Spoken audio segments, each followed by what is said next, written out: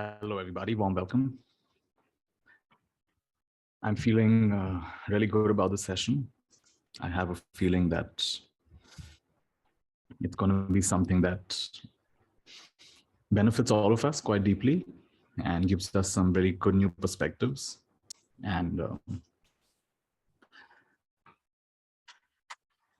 as I was preparing for today's session, reflecting on the art of reflection,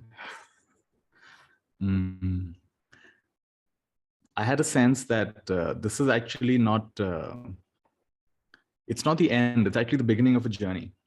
This just like, if I was to do a session on the art of meditation, for example, then you would not expect that you would know everything about meditation in 2 or 3 or 4 hours. That would be unreasonable, right? In the same way, in the art of reflection, it is unreasonable that we will cover everything that has to be said about reflection. But the main thing is you'll get a nice taste of it in today's session.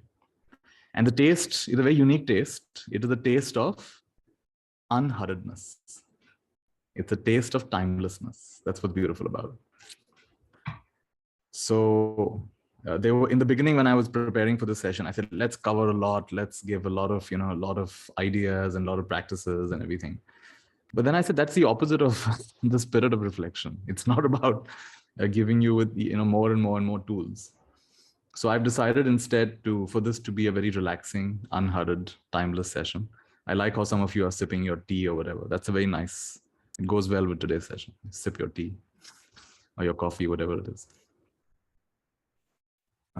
So we're going to be, there's a nice word in the English language, meandering. Meandering is, not rushing straight to like a zip line to our destination. Like we're meandering.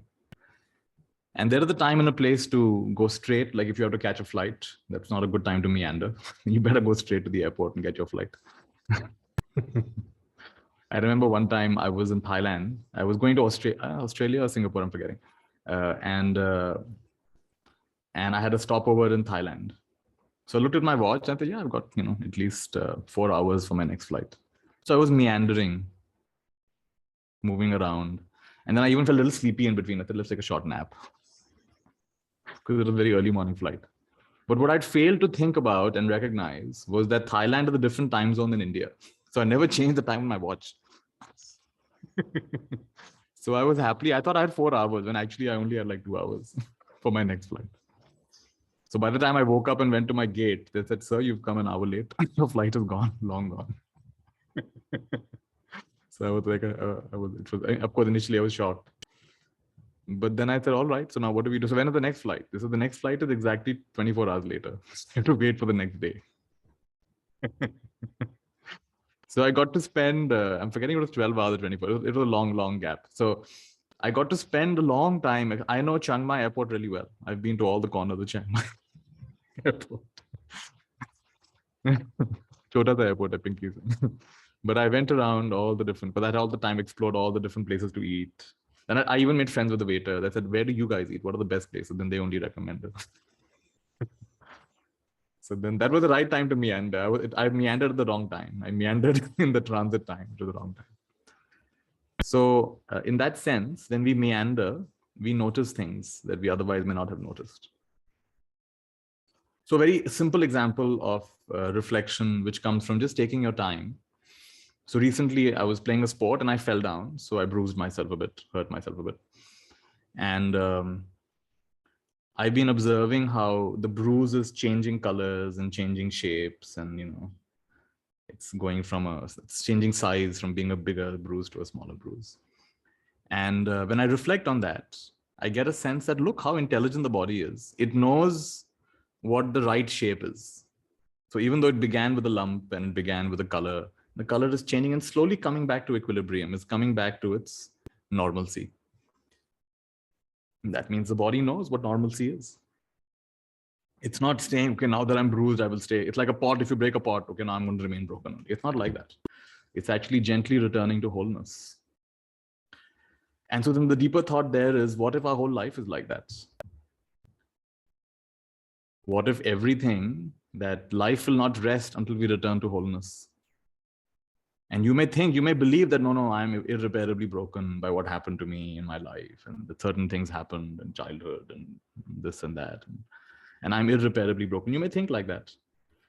But just like my physical wound is healing itself, coming back to wholeness, maybe our whole life is also returning to wholeness in this way. That's a nice way of thinking. That is something which came out of reflection, that kind of thinking. So for me, it's a peaceful thought. It's a skillful thought. It's a peaceful thought. That whether I recognize it or not, just like my physical body knows how to return to wholeness, life itself knows how to return to wholeness. And the art of reflection can facilitate that. It can smoothen that journey. It can make it more enjoyable. So the idea of this session actually came. I was invited to speak on the art of reflection to a corporate group. And in the process that I was putting my thoughts together, I said, let me check. I don't know if you're like me. I have more books than I've read, right? So I have a huge collection of books. I often buy books on a whim. And there's a nice word in Japanese. Do any of you know? What's it called? Sondoku or something like that. There's a nice word. Which of you, I think Pinky knows it. Pinky, what's the word? Yeah, the Unmute. Sundoku. Sundoku, Sundoku. So Sundoku is a Japanese word for someone who collects books but doesn't read them. And the funny thing is, it doesn't have a negative connotation. It actually has a positive connotation. Normally you think that you're collecting books but you're not reading them. But in Japan, they say, no, it's a wonderful thing. You collect books. Why? There are many good reasons. They say, well, some books may go out of print. Some books you will need at a later time. Some books you only need to read a little bit of, and then you get what you need. You don't have to read the whole book. So fascinatingly, there's no guilt associated with this. So it's very interesting culturally differences. Huh? Sometimes we feel that, oh, I'm doing a bad thing. But in Japan, it's seen as a good thing. It's not. I wouldn't even say it's a good thing. It's just a neutral thing. It's something that people do. They collect books. My way of thinking, like initially I used to feel guilty, but then I said, I really like. It's not like I don't like what this person has written. Obviously, I like it. That's why I bought it. So at the very least, I'm supporting the livelihood of someone who's doing good work in the world. If I don't end up reading their book. So anyway, so I looked at my Kindle collection. I've got 2,000-3,000 books. I don't know how many I have. And I decided to say, do I have any book on reflection? And turns out I had a book on reflection. And as I began reading it, I loved the book so much. I said, wow, what a delicious book this is. So of course, I prepared for that session. I gave that session. But I said, this is worthy of taking a deep dive. So I decided to have a mini workshop or joy shop on this topic. So today I'm going to be doing some reading, but we're also going to meander. So we're going to slow down in between. I'll give you some exercise to do. You'll think, we're going to welcome your questions. And so take it slow, take it easy, and enjoy the process. All right. You can put your phones on some kind of do not disturb mode so you don't get taken away from what we're doing. I would add here, Nithya, what you're saying about books, because I learned it after moving to Singapore from a very good friend. She had lots of books. So I felt, itna kya fayda khareed ke, sab to padhte nahi. She said, no, it's always a treasure. It's good to buy books. It's never a waste of money. So nice. That's what I learned. Like, I'm always grateful to her for that. And as you were speaking, so this was flowing into me ki, okay, now like you say na, wo bookshelf ko dekh ke always I will say, okay, everything is downloading, everything is downloading, everything is downloading. Very nice. Thank you. And I feel the same way about, like, some of you know, I also like board games. So I collect board games. And board games are another great, for me, like a book also. I mean, how many times you read a book? Most of us will read a book once, if you're lucky, twice, thrice. I mean, there are very few books you'll read more than once or twice. Most of them, in fact, most of them you might just dip into, read a few chapters or a few pages. But a game, I find, is something which you can play many, many times. And if you keep it well, it may last for several generations.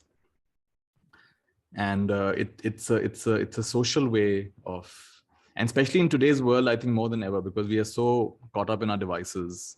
So much of our life, our work, and it's not like it's someone's fault. I mean, our life is, many of us, that's the reality of life. Even to order your groceries, you often have to go online.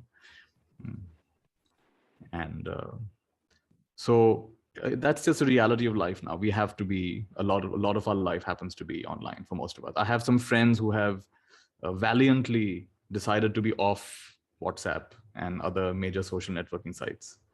And I admire them, but they're almost impossible to get a hold of. And they send me SMS messages where all the OTPs and junk mail comes. And then I say, I sent you an SMS. Oh God, where are the SMS? And I go hunting. And within 300 SMSs, there's one message from them. Who's checking this anymore? So it comes at a cost, right? You can do that. It comes at a cost. But of course, there is some freedom and some power in that as well. I don't deny it. So this games, for example, are a very pleasant way to interact without being caught up in the digital world for some time. And like that, I would love for us to create more of that in our life. It has to be intentional. If you're not intentional, then like everyone else, you're going to get sucked into that world. So reading things that are inspiring, having conversations like this, creating community based on your interests and likes and things like that. And that's going to come up as we discuss more today. Radhika, what are you saying? Go ahead. Yeah, like everyone else, I also buy a lot of books. And when I tell myself, why am I buying? Then I tell my own self, I'm empowering the writer. Let me buy it. This is also a writer. Please buy this writer's book, whether or not you read it. Unburden. Try to plug in that. Please buy. All right. Okay, so let's continue. So the first thing I want to again reiterate is it's not like we're going to cover every single thing about reflection. I want you to get a nice taste of reflection. I want you to enjoy the process of reflection. I want you to get some new perspectives on reflection and the importance of reflection, understand what is reflection. And that is my aim for today's session. And I have a feeling that there will be more. So we may have more sessions on this. We may do some longer. I haven't thought about it exactly how yet, but as I was preparing for this, I said this is going to be more than just a few hours session, right? So expect more as we go ahead. I'm going to be reading from a book called The Art of Reflection by Ratnaguna. I'll show you the cover of the book. The Art of Reflection by Ratnaguna. This is what it looks like.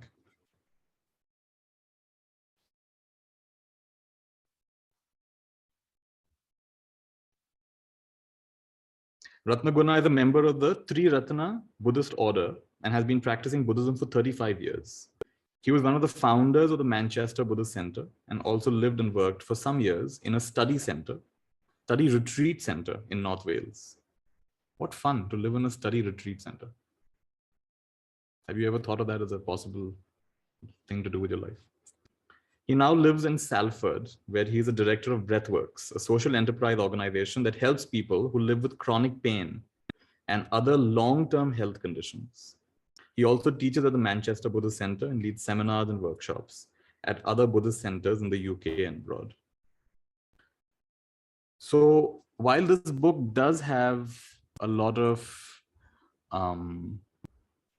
it has a lot of pointers towards Buddhist philosophy and Buddhist ideas. It's not a Buddhist book by itself. It's a book that all of us can benefit from. So I just want to say that I normally don't think of the Buddha's teaching as an ism. I think of it as a gift of love and compassion for the world. It's not a set of things to be rigidly believed. It's a set of pointers, right? So in guidelines. And I think that's the spirit with which he's also come. So, and I think no matter what belief system you have, what religion or tradition you come from, I think the thing that he's sharing will really benefit all of us. So there's a very beautiful introduction, but I actually want to start from chapter 1, and I might come back to the introduction a little later. So chapter 1 is called A Reflective Life. I lived for a few years in a Buddhist retreat center in North Wales, not far from Snowdonia. Sometimes when a friend visited me, if the weather was fine, I'd take them to Lake Verney, which is about an hour away by car. It's quite a large lake. It's surrounded by hills, and it has a tree-lined shore. And sometimes the air is very still, and the surface of the lake is also very still. It's like a mirror reflecting the trees, the hills, the sky, almost perfectly. On days like this, I tend to indulge in something a little childish. I like to bend down, so I'm looking at the lake upside down. Can you imagine him doing that? He's standing there bending down and looking at the lake upside down. This had an interesting effect. I experienced the illusion that the reflection was the real image and the real image was the reflection. On other days, however, when there was a breeze, the surface was choppy. So the reflection of the other shore and the sky were all broken up. There were flashes of light and moving fragments of reflection, but there was no clear picture. Similarly, the quality of our reflection depends on our state of mind. If it's like the surface of a lake on a windy day, then our reflection will be choppy, broken, fragmentary with no continuity, and we won't be capable of reflecting what's actually in front of us. We have to learn how to still our mind so we can think more coherently. In a sense, we reflect almost all the time, but most of our reflections are disjointed, fragmentary, and undirected. We think about one thing for a little while, maybe a few seconds, and then in a vague, associative form sort of way, we move on to something else, and then something else. For instance, you may be reading this, but then become aware of a slight pang of hunger. So you start thinking about lunch. Thinking about lunch, you remember that you've made an engagement to meet a friend for lunch tomorrow. This reminds you that there is something you want to ask your friend about when you see them. And you want to ask if there's any truth in the rumor that Richard has split up with his wife and is having an affair with Alice. And this reminds you of a film you saw last week in which Brad Pitt was starring. And who was the actress? You see how you went from reading this to feeling slightly hungry to thinking about lunch to the lunch tomorrow to what you're going to ask your friend tomorrow to the movie you saw. And if you're honest, then for many of us, that is a reality. You jump from one thing to the other. So this may happen even as we are going through this today, right? As I'm sharing, you may start jumping. Just notice it. Don't berate yourself. Just notice how that's how it goes. That's the normal way, that the lake is choppy and you're not able to see a clear reflection. Just come back to what we're doing. Don't beat yourself up, but do notice it. Two qualities of thinking and two kinds of thought. The language in which the earliest of the Buddha's teachings has come down to us, Pali language, has two words to indicate coherent thought. Vitakka and vichara. These are the Pali words, vitakka, vichara. Vitakka means initial thought. It refers to the first moment of attention when your mind initially alights on a subject. Whereas vichara means sustained thought, which means the continued application of the mind on that subject. So as a simple example, vitakka, I'm going to ask all of you, notice what you're feeling in your left index finger, left hand index finger. Just notice what you're feeling there. The moment I said that, vitakka, initial application. Oh, yeah, left hand index finger. What am I feeling there? And now if you're sustaining it, that's vichara. Then your mind may wander off to something else. Maybe you're writing something, maybe you're thinking of something. So vitakka is initial application, vichara is sustained application. Vitakka, vichara, vitakka, vichara. These two terms often crop up in the context of meditation because vitakka and vichara are two qualities or mental factors present in the state of meditative absorption, which in Sanskrit is called dhyana. In Pali, this is called jhana. I will say more about dhyana and the factors of meditation later, but for now, I will just say a little bit about the initial thought and the sustained thought. For example, in meditation on mindfulness of breathing, we take our awareness to our breath. This is vitakka. So applying it like right now, if you just become aware of your next breath, that's a vitakka, initial application of your thought. And then we try to keep our awareness on our breath, sustained thought. So if you can be aware of the next 2 or 3 breaths.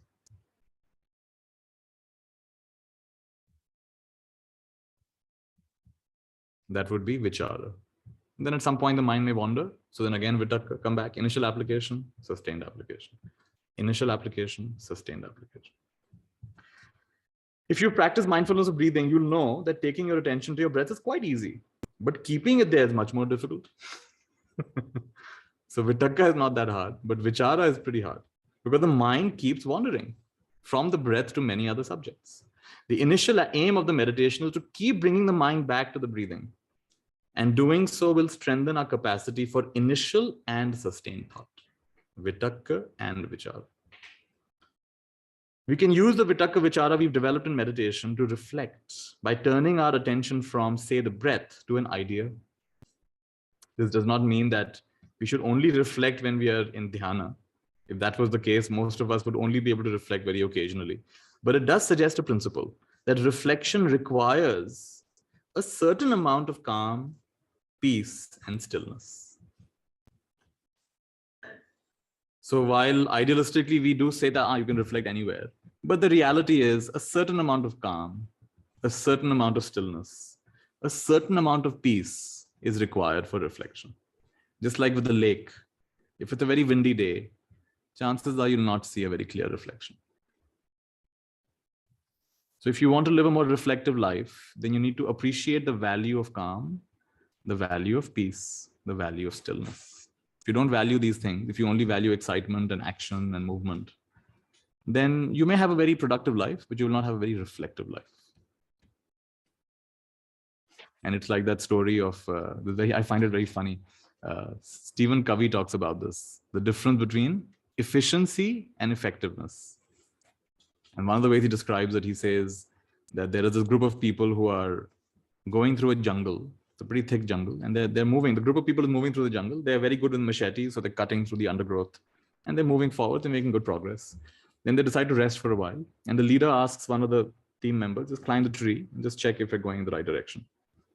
So he climbs the tree. So he's quiet. So the leader says, what's happening? Are we going in the right direction? Are we on track? There's no answer. He says, what happened? Answer. So the man shouts, wrong forest.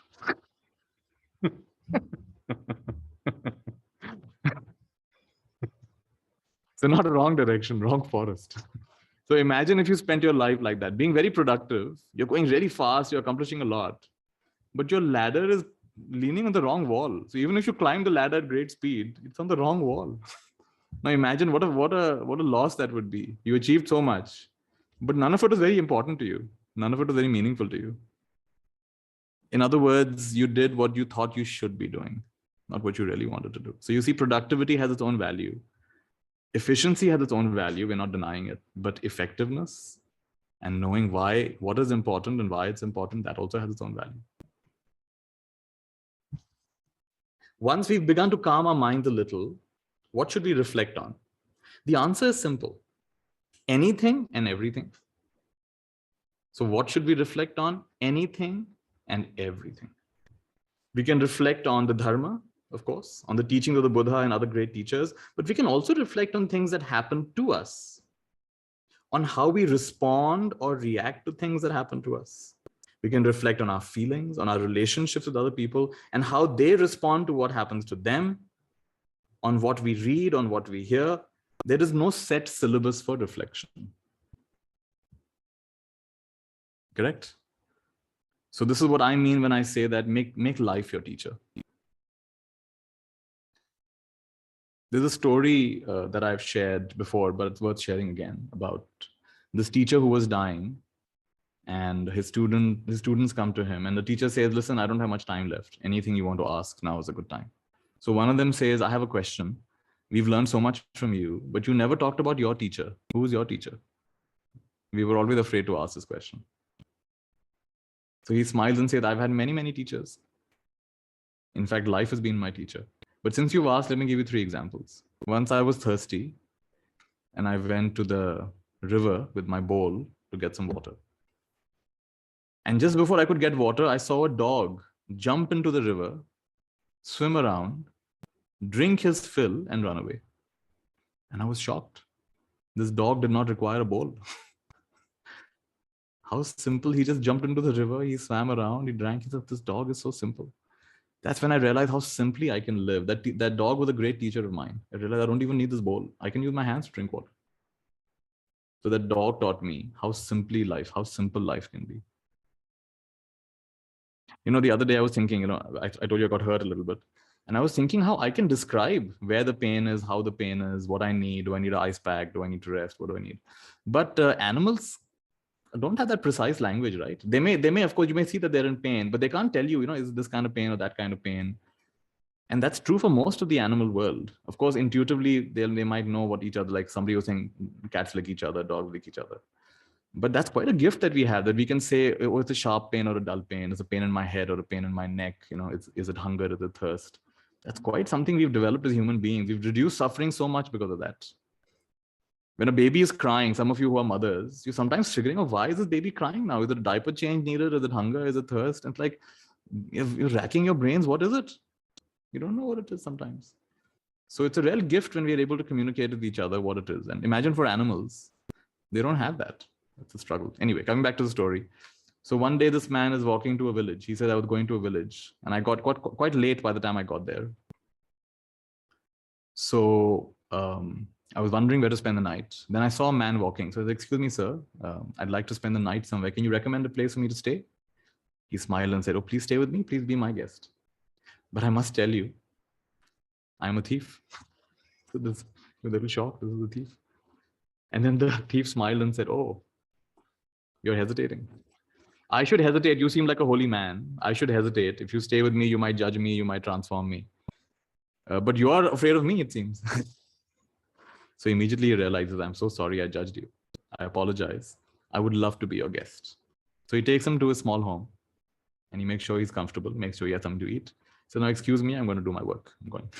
So he goes. Next morning, he comes back. And so he asks him, so how was it? Did you get something? He says, no, I didn't get anything tonight. I was unsuccessful. But no worries, God is taking care of everything. It'll be fine. And the next day they have some good conversation. The next night again, he says, okay, now you rest. I'm going to take my work. I'm going to do my work. So like this, night after night, he goes out, and he must be a really bad thief, because every morning he'd come empty-handed. But he never lost faith. He said, don't worry, God's taking care of it. It'll be fine. So this man, he spent 3 months with him. In 3 months, he was not able to steal anything. He said, that man was an incredible thief. That thief taught me so much. Whenever I felt like giving up on this path, I said, that thief never gave up. He kept going day after day. And he kept saying, kuch na kuch to ho jayega, God is taking care of it. So he was a great inspiration to me. I learned from him not to give up. I consider that thief an important teacher of mine. Thinking of him prevented me from giving up many, many times. And then he says, one day I was going to a place of pilgrimage, very important place of pilgrimage. And I was, this is a place where everyone offers a diya or a candle or some kind of light. And I saw a little boy carrying a diya, light, lamp in that. So just to play with the boy, I said, little boy, where did the light in your lamp come from? So the boy looked at me and he blew out the lamp. And he said, it came from the same place it's gone to now. And I was shocked by the wisdom of that answer. I was teasing the boy, but the boy gave me a very profound answer. It came from the same place it's gone to now. So now the light of my life is fading. At any moment I will die. But you see, I'm not afraid, because I'm only going back where I came from. So what is there to be afraid of? That right now, that boy is a big teacher of mine. I'm thinking of him as an important teacher. So like this, my whole life has been my teacher. I've learned from everybody, everything. So that's the spirit with which Ratnaguna is talking about. What do you reflect on? Anything and everything, not just profound topics. Could be simple things. And as we go along, you'll see more examples of things that we can reflect on. Having said that, we do need to be careful about the kinds of things we think about. Some topics almost invariably catapult us into unskillful states of mind. For example, if you're susceptible to the charms of a certain attractive young person, for instance, thinking about them will probably result in craving, longing, and sexual desire. Or if you're prone to depression, dwelling on your shortcomings is likely to send you into a low mood. The Buddha once said, whatever you frequently think and ponder upon, that will become the inclination of your mind. I want you to either memorize this or write this down. So I'll say it again. Whatever you frequently think and ponder upon, that will become the inclination of your mind. One more time. Whatever you frequently think and ponder upon, that will become the inclination of your mind. I say it in a simpler way. What you focus on expands. That's my simpler way of saying it. It's the same thing. Or in biological terms, they say cells that fire together wire together. So in terms of your brain, whatever you think about, especially with emotion, if you think with emotion, then that tends to become a very strong pattern for you. The Buddha said that before he was enlightened, he decided to divide his thoughts into two categories. On one side, thoughts of sexual desire or sensual desire, not just sexual, but sensual, anything to do with senses. On one side were thoughts of sensual desire, ill will, cruelty. And on the other side, thoughts of renunciation. Renunciation, another word for renunciation is simplicity. Instead of proliferation, simplicity, keeping it simple. Renunciation, friendliness, and compassion. He discovered that if he allowed himself to dwell on unskillful thoughts, then they led to suffering, both for himself and for others. These unskillful thoughts obstructed wisdom, caused difficulties, and led away from enlightenment. Consequently, whenever a skillful thought arose in his mind, he abandoned it. Or sorry, an unskillful thought arose in his mind, he abandoned it. He went on to say that if we allow our mind to dwell on things that cause unskillful states of mind to arise, such as hatred, sensual desire, cruelty, then that will become the inclination of our mind. Conversely, if we allow our mind to dwell on things that cause skillful states of mind to arise, such as renunciation, love, compassion, then that will become the inclination of our minds. Now, this seems like a contradiction, right? So in the beginning, he's saying you can reflect on anything. Then he's saying, but don't reflect on unskillful things. But there is a way to reconcile this, and that is what's called metacognition. Metacognition is when you think about your thinking. So by all means, you can think about how you tend to get angry. You can think about how you tend to have desire or greed or anger or ill will or fear. You can think about that. But thinking into that, chances are you're only going to stir up your emotions.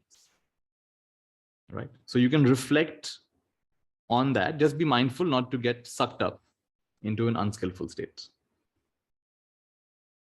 Right? You can think about how you tend to be vindictive.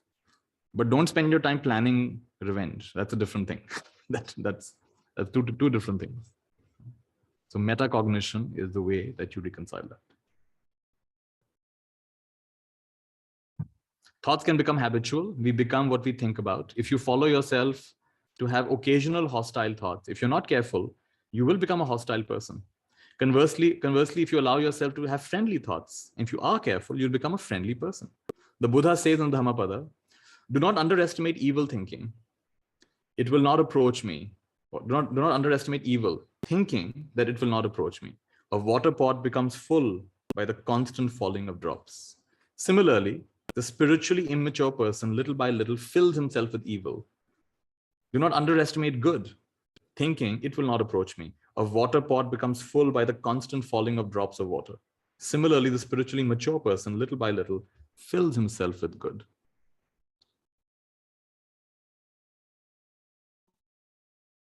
So the other way of saying this is that there is no wasted effort. This is a very good teaching, that even the smallest efforts will bear fruit. Never feel that, oh, this is too little, nothing will happen.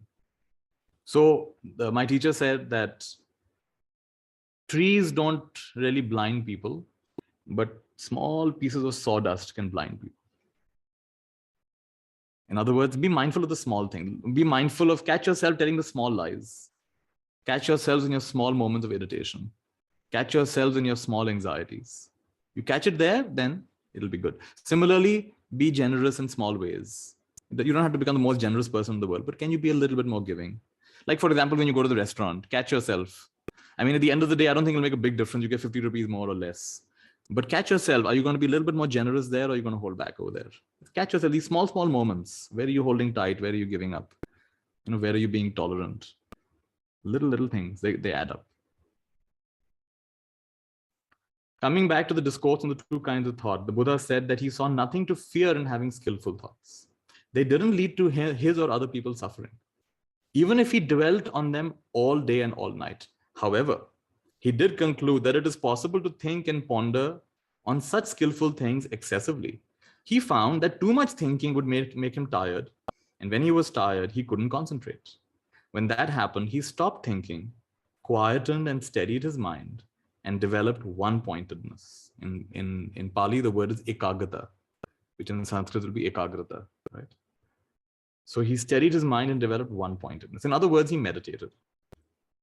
So in this teaching, the Buddha is speaking not only of two kinds of thought, skillful thoughts and unskillful thoughts. He's also talking about two kinds of mental activity, thinking and meditating, or said simply, thinking and not thinking. These two are different, but they're complementary. Sometimes we need to think about things, while at other times we need to stop thinking and still our minds.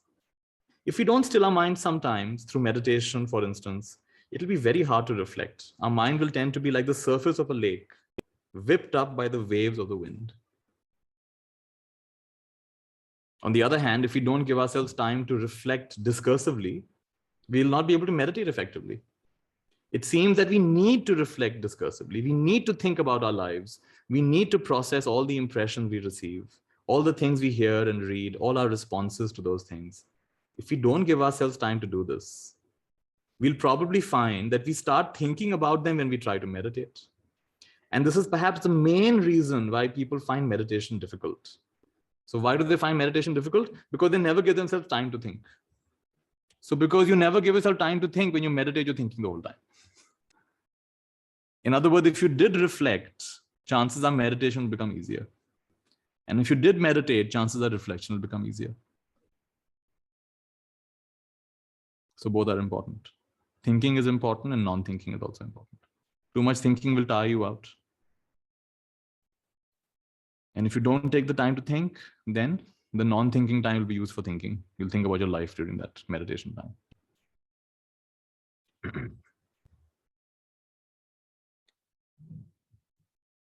Of course, we all have a tendency to distraction. Even if we do give ourselves time to think, we may still have some trouble controlling our wayward mind in meditation. However, I'm sure we'll find it easier to meditate if we also give ourselves time to think.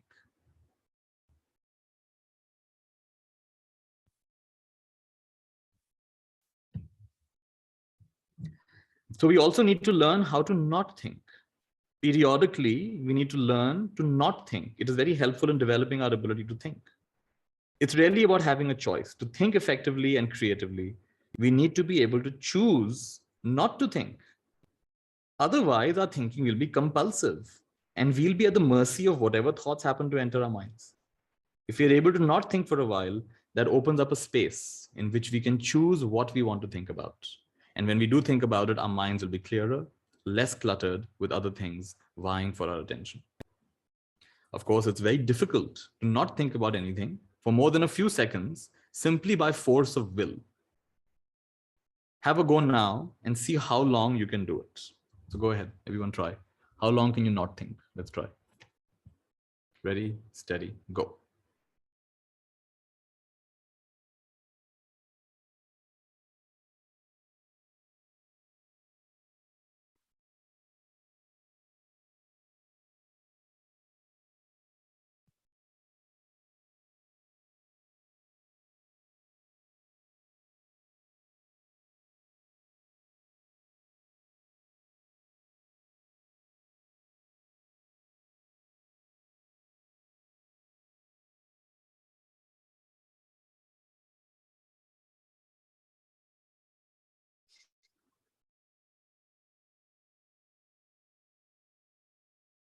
Interesting.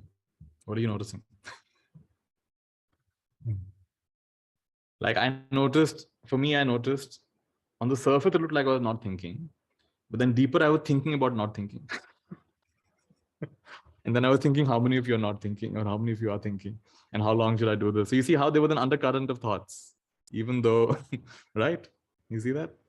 And you might have had similar experiences.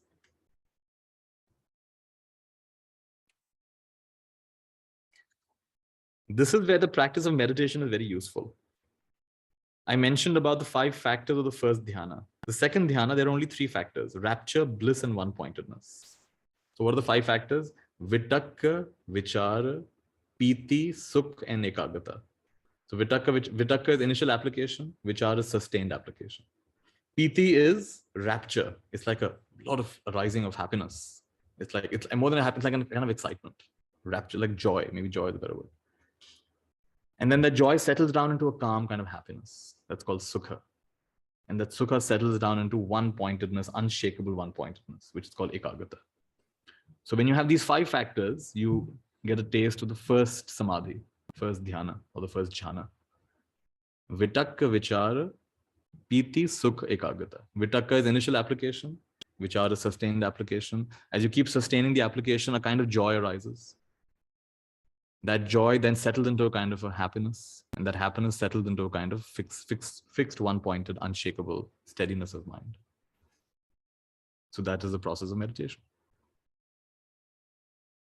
In the second dhyana, only 3 factors remain: rapture, bliss, and one-pointedness. So that's piti, sukha, and ekagata. Why? Vitakka and vichara have disappeared. Because there's no longer any thought. This is not a state of unconsciousness. In fact, you feel more aware and alive than ever. It is a state in which you experience the flow of life without talking to yourself about it. So how beautiful. Experiencing the flow of life without the inner commentary, without words. I'm sure whenever in your life you've tasted this, I'm sure you've all tasted this at some point.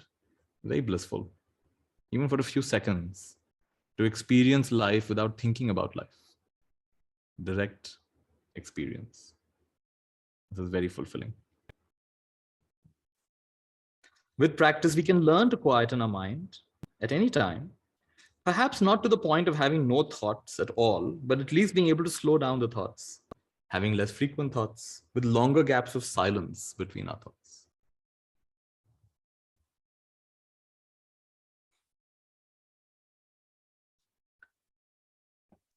I want to do a small, before we continue, a small meditation practice with you. So we'll use a word. The word is total. Right? Total.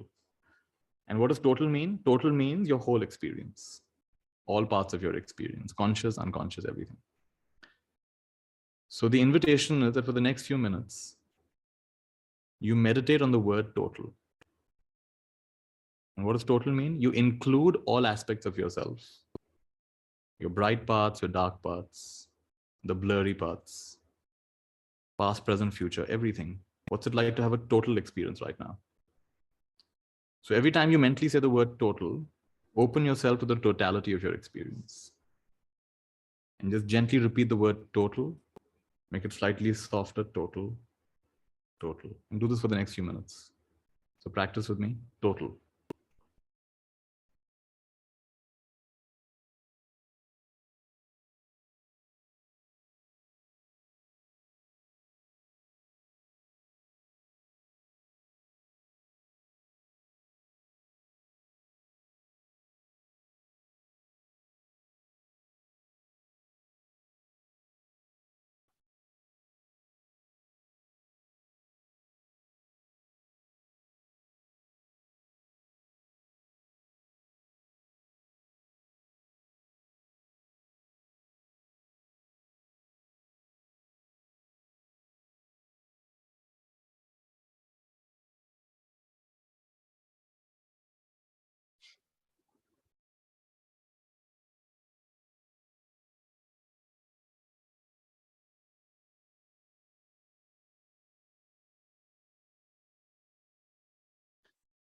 And little by little, reduce the number of times you say the word and be with the experience.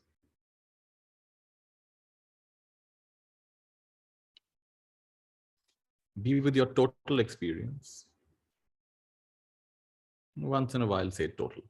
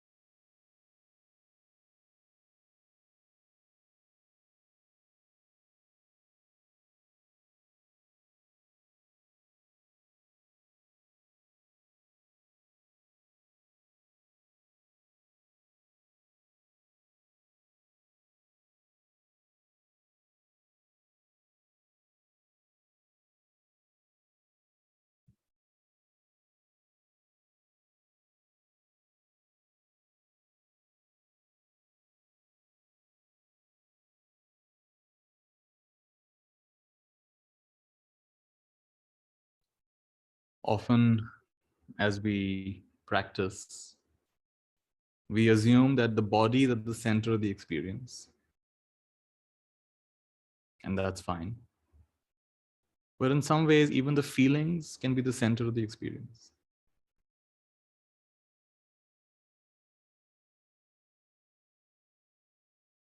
In some ways, even the memories and perceptions can be at the center of our experience. The attitude.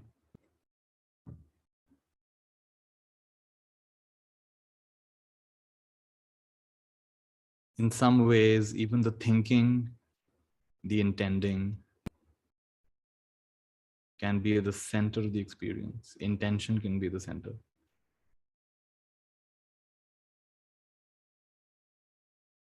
In other words, why are you doing what you're doing? That could be at the center.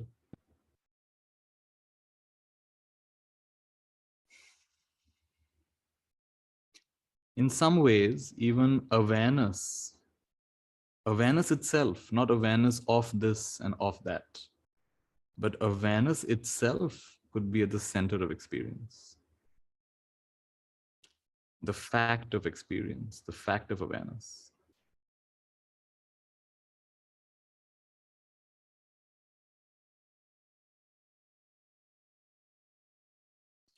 And the word total means all of these are valid. And anything else is also valid. To be at the center of experience.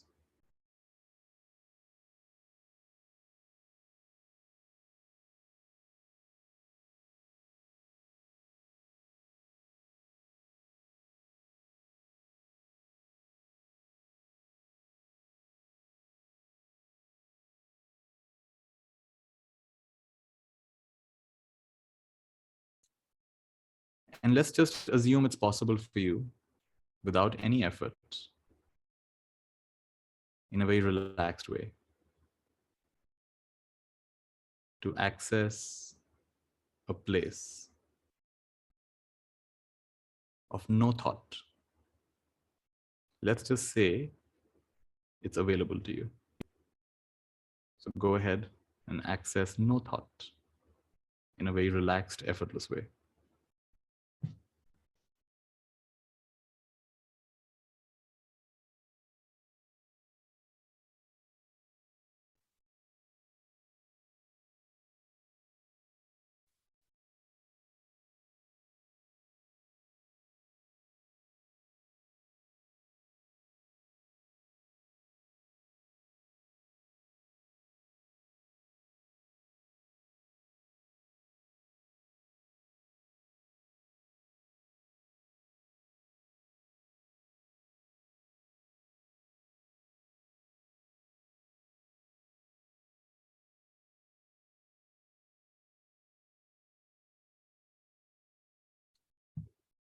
In such a way that even if there are thoughts, you kind of just look past them. You look beyond them to that silence behind them.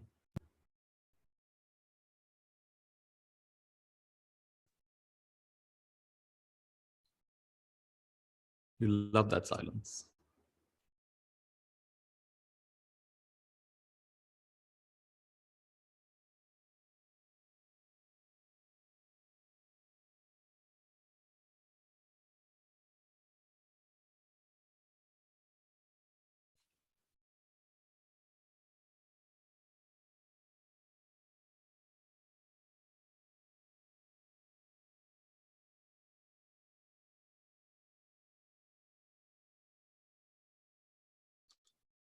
We'll all take a slow deep breath.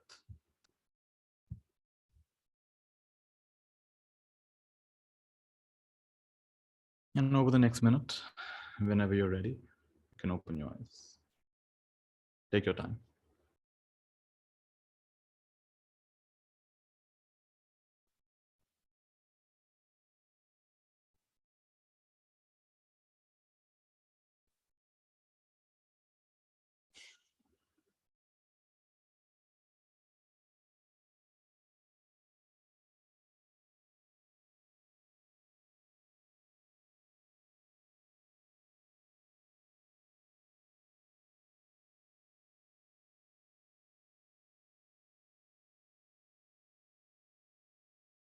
Beautiful.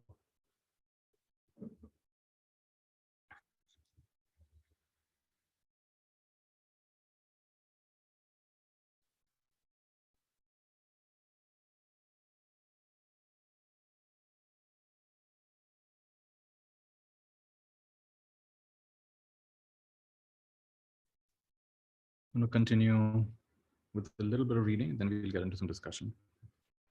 The philosopher Arthur Schopenhauer emphasized the importance of referring our words to actual lived experiences. He thought that a lot of what is called philosophy in his day was merely playing with ideas rather than talking about real life. He wrote, "Concepts always remain universal. They do not reach down to the particular. Yet it is precisely the particular that has to be dealt with in our life." He went on to say that concepts stand in the same sort of relation to living experiences as a copy in mosaic does to painting in oils. You know, mosaic is all these little tiles that you put together to create a big picture. However fine mosaic may be, the edges of the stones always remain. So there's no continuous transition from one tint to another. In the same way, concepts, with their rigidity and sharp delineation, however finely they may be split by closer definition, always remain incapable of reaching the fine modifications of perception.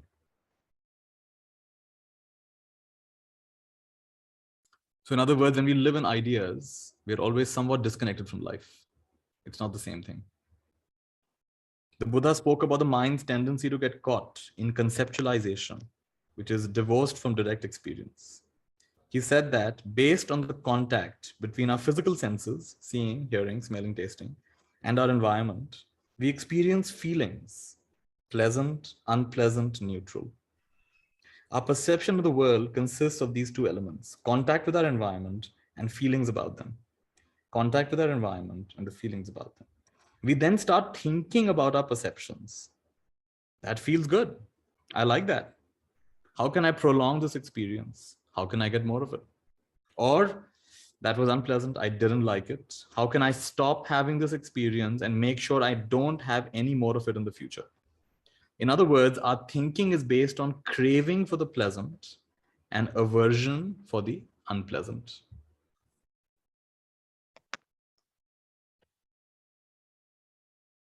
It also involves ideas of past and future, because in order to avoid experiences we don't like or repeat experiences that we did, we have to remember how they happened, and then we have to plan for the future. Once we start thinking in this way, our mind starts, I like this word, proliferating. It proliferates ideas, fantasies, plans, strategies. What is proliferation? It's like multiplication. Multiplication, more and more and more, proliferation. And this distracts us from our direct experience. So a simple example I gave of this is, you go to a friend's house and they've made some cake. You have one bite of the cake. It's delicious. It's incredibly tasty. It just melts in your mouth. It leads to a pleasant experience, right? So there's contact and there's pleasant feeling. Now, what's the first thought? What's the recipe? How did you make this? Now, notice how that's proliferation. Why are you asking for the recipe? So that you can continue to have this experience. Once I've learned the recipe, I will be in control. I can make this cake at any time I like. I can continue to have the experience. But notice, as you're discussing the ingredients and the way to make it, you're not tasting the cake anymore. It has interfered with your direct experience. If you were to sit quietly in a corner for 5 minutes and slowly eat that cake, you would love that cake. But after the first bite, only you got into how do you make it, where do you get the ingredients from? I don't have that ingredient. Where did you buy it from? How long do you keep it in the oven? What temperature do you set? And now the whole experience has become about future experiences of the cake, not this experience of the cake. You see? Sriram is laughing because that's what he does all the time. Just joking. Right? Rather than simply perceiving things as they are, some will be pleasant, some will be unpleasant, some will be neutral. We start thinking about how we can maximize our pleasure and minimize our pain. The Buddha calls this proliferation of ideas. There's a word in Pali, papancha, which I think in Sanskrit will be prapanch. It's like an endless cycle, more and more, more and more. Papancha. It's like being on a treadmill, right? More and more. To summarize, there is contact between our senses and our environment. This leads to feelings, pleasant, unpleasant, neutral. This leads to a perception. This leads to thoughts. This leads to mental proliferation, which is called papancha. You had one experience, you either want to repeat it again and again and again, or you want to make sure it never happens again and again, ever happens again. Both of them are a kind of papancha. Notice how much of your suffering is because of papancha. Life itself is not so, life is difficult, and we're not denying that. But how much we add to that difficulty with the papancha, right? You were asked to give a talk. You gave a very nice talk, but somewhere in between you stumbled. You forgot what you had to say. It took you a few seconds to reorient yourself. Now, at the end of the talk, no matter how people are praising it, your mind is on, oh, I forgot what I had to say, and I stumbled, and I looked so embarrassing, I forgot. And now this is papancha, right? Even though everyone is telling you it was a great talk, we learned so much from it, it was wonderful. Your mind is stuck on that little point. Oh, I stumbled. I looked so foolish over there, right? How can I stumble? How can I forget? It's a simple thing I forgot. I'm a forgetful person. And now it's become a whole thing, right? Next time again, you hesitate to give a talk. Notice how this happens in different areas of your life. Just tend to go on and on into proliferation. And we can see it happening to others. We can clearly say, okay, stop overthinking, we tell them. But then it happens to us as well sometimes. It's hard to catch up. It seems very valid. I have to think about this deeply again and again and again. How to avoid repeated thoughts? Well, first by becoming aware that you're in a cycle. This is papancha happening. And now you have a word for it, papancha. Earlier you didn't know what it was. What do you think, Pinky? So it was a very common word in Hindi language which we used in the family. Like basically what I can, like we use it commonly. So prapancha means like natak, drama, you know. So basically it's all about like, अरे यार काम से काम रखो ना किसी के प्रपंच में क्यों पढ़ना है, you know. Maybe Ruji can say that better, but that's how I know it intuitively, and that's how we use it in childhood, you know. So yeah, well it's said. called drama. Yeah. Well said. Thank you.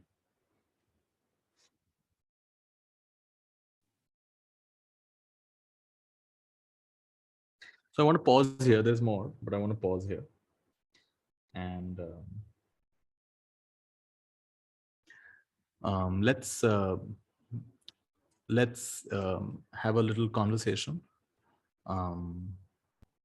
First few minutes, it can be in the big group. Then I'll also put you into smaller groups and just discuss what we've read so far, your thoughts about this. What are some of the reflections you're getting based on what we've discussed so far? And so in the big group right now, does anybody want to say something? Reflect on what we've read so far. What new thoughts have come? What new understanding has come? What new insight has come based on what we've read so far, discussed so far? Go ahead, D. Unmute yourself. Hi, Nithya. Thank you so much for this exercise and reflection. Actually, to be very honest, I had been very dissatisfied with how my meditations have been going. And I know that although you say that don't judge your meditation, whatever happens in meditation is good.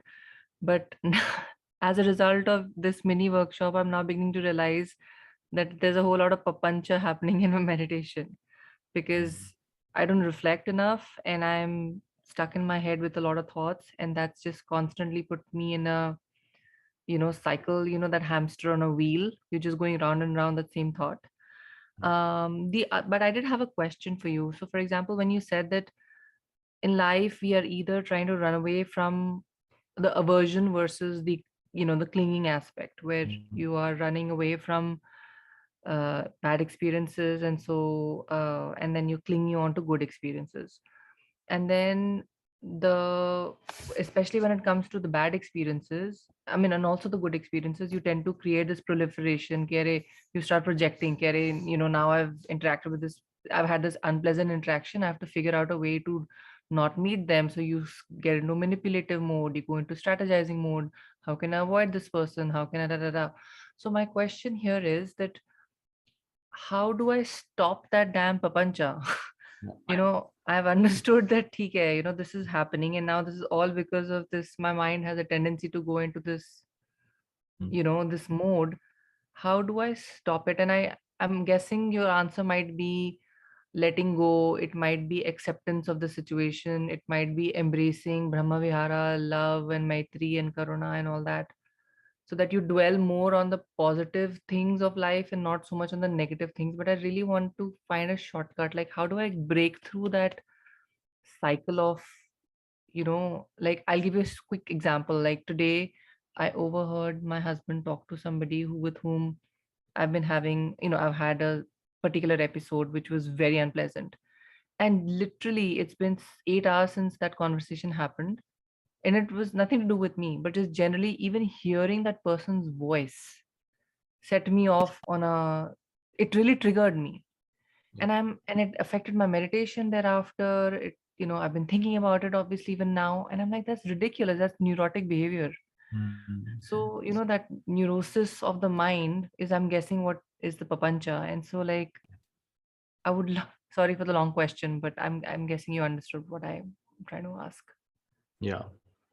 Yeah, I know. I can feel your urgency to get an answer and also guess what my answer would be and give me another answer that actually works. And since we are discussing the art of reflection, I want to urge you to not be in such a rush. For 8 hours, you've been in a rush only. Let's solve it. Let's solve it. Let's fix it. Let's fix it. What do I do? What do I do? But that's obviously not working, right? So I'm going to actually say that more important than the answer to your question is the question itself. It's a very profound question you've asked. Your question is not a small question. It has to do with a lot of the crux of our suffering in this lifetime. So it's not just how can I stop thinking about this person and put an end to this. That would be a very tactical approach. But we want to get the big picture here. What's going on? So I would say keep your question. It's a very powerful question. And let's continue learning. Let's continue reflecting on this. The short thing about what you said earlier about, we tend to have pleasant experiences, we tend to crave them. Unpleasant, we tend to have aversion to them. So the main thing the Buddha says over here is shift from reacting to observing, from reaction to observation. That this is the way it is right now. I am in a state of papancha right now. I am in a state of overthinking right now. I am in a state of strong emotion coming up right now. This is the reality of right now. This is the way it is right now. We don't want to get into papancha about papancha. Come back to direct experience. This is the direct experience. Right? This is the way. This is actually how you break the cycle. And with a combination of skillful thinking and non-thinking. Skillful thinking about the topic and non-thinking. We will work our way out of this difficult situation. But be a little patient. Let's continue learning today's session and other things as well. And I'm sure you will find something that's helpful. Thank you. Hang in there. Yeah. Gunjan, go ahead. Hi, Nithya. I really want to thank you for the way you set off the entire meet, where you spoke about how your body returns to normalcy, so, and the fact that you're never irreparably broken. So I thought that, I thought it was so full of hope, and, it really set me off. So no questions, and, it's going beautiful, but it's just the first few lines that you said that really, put me in a good place in my heart. So I want to thank you for it. Thank you, Gunjan. Ritu, go ahead. Yeah, hi, good morning, Nithya. I've been meditating for a pretty long time, and every meditation is very different from other meditation. And as you said, you are a sky and thoughts are just the passing clouds. So I stick to that, and there are a lot of thoughts which comes and goes. Some thoughts really disturbs me, though I think I'm not sticking to it, but it still disturbs me. And after the meditation, that thought is still lingering, somewhere. That drama is still continues the full day. I don't know how to stop that. And the second thing is, I also wanted to ask you who are your teachers, but I got the answer. So no, I will look for my teachers all around me now. So that was the another thing. And yeah, I'm also a Sondu who likes to buy books and collect books, and I keep reading on and off from, I don't complete a book in a go, but that's why I asked you for which books to buy, because I'm creating a study now for the books. Yeah. But this is all because of you and and I've ordered all the games, what you have told us. My daughter is carrying it. Mom, is 10 kgs. How can I carry so many things and books from there? It was not available in India, most of them. Interesting. So it was very funny. So my main question is how to not stick to those thoughts later on, after the meditation. I get it. Yeah. Yeah. This is your skillfulness in this is there's a word for it called Shenpa. Shenpa means stickiness. Certain thoughts have a lot of stickiness and they keep coming back again and again and again. And while meditation is like a general way of calming your whole system, sometimes it requires inquiry and even reflection into what is it? Why am I so hung up on thinking about it this particular way? Can there be other ways of thinking about this? Is this the only way to think about it? Like, for example, Byron Katie invites us to question our thinking. Is it true? Am I sure that it's true? What happens when I believe this thought? Who am I without this thought? This is one way of looking at it. We can, for example, we can reflect on it. This, so metacognition. You invite yourself to think about this way of thinking. Maybe writing can help. You sit with a piece of paper and say, what? Why is this thought so sticky? What's going on? Why can't I seem to let go of this? Why am I so troubled by this issue or this situation? And then you reflect on it. So you think about your way of thinking, right? Or or another way could be you contemplate. Chances are, whatever you're experiencing, you're not the only one in the world who's experienced it. People before you have experienced similar things, whether it's loss of a loved one, whether it is some kind of abandonment, some kind of fear, some kind of trouble. Other people have also gone through similar things. So then you check, what have other people done in the similar situations? What have they done? You reflect on that, contemplate that. So like this, meditation is not the only tool for there was a time when I thought meditation was the only tool. But since then, I've learned that's actually not true. Meditation is one very powerful tool, but it's not the only tool. Yeah. Everything, I used to once upon believe that every problem people had is because they're not meditating. So whatever they'll say, I said, you should meditate. Yeah. They must have gotten very upset with me. Meditate, but kitna meditate kar. I also thought that. But that's not actually true. Whenever irritation is there, I just sit with my meditation, for 5-10 minutes. But that's not the solution. And that's calming you generally, but it's not that way of thinking is still not going away. So it's momentary. Yeah. It's momentary, right? So it's more like it's almost like you're in a way distracting yourself, redirecting your attention, but the core issue is still very much present. Yeah. So yeah, it's a process, and I think this is how we grow in wisdom as well, right? If it was as easy as just sit and close your eyes and all troubles vanish, then by now we would all be done. I would also be done. You'd also be done. But that's not the case. There's still something or the other nagging, niggling, troubling. So then we have to say, okay, this is not the only way. What is it that requires?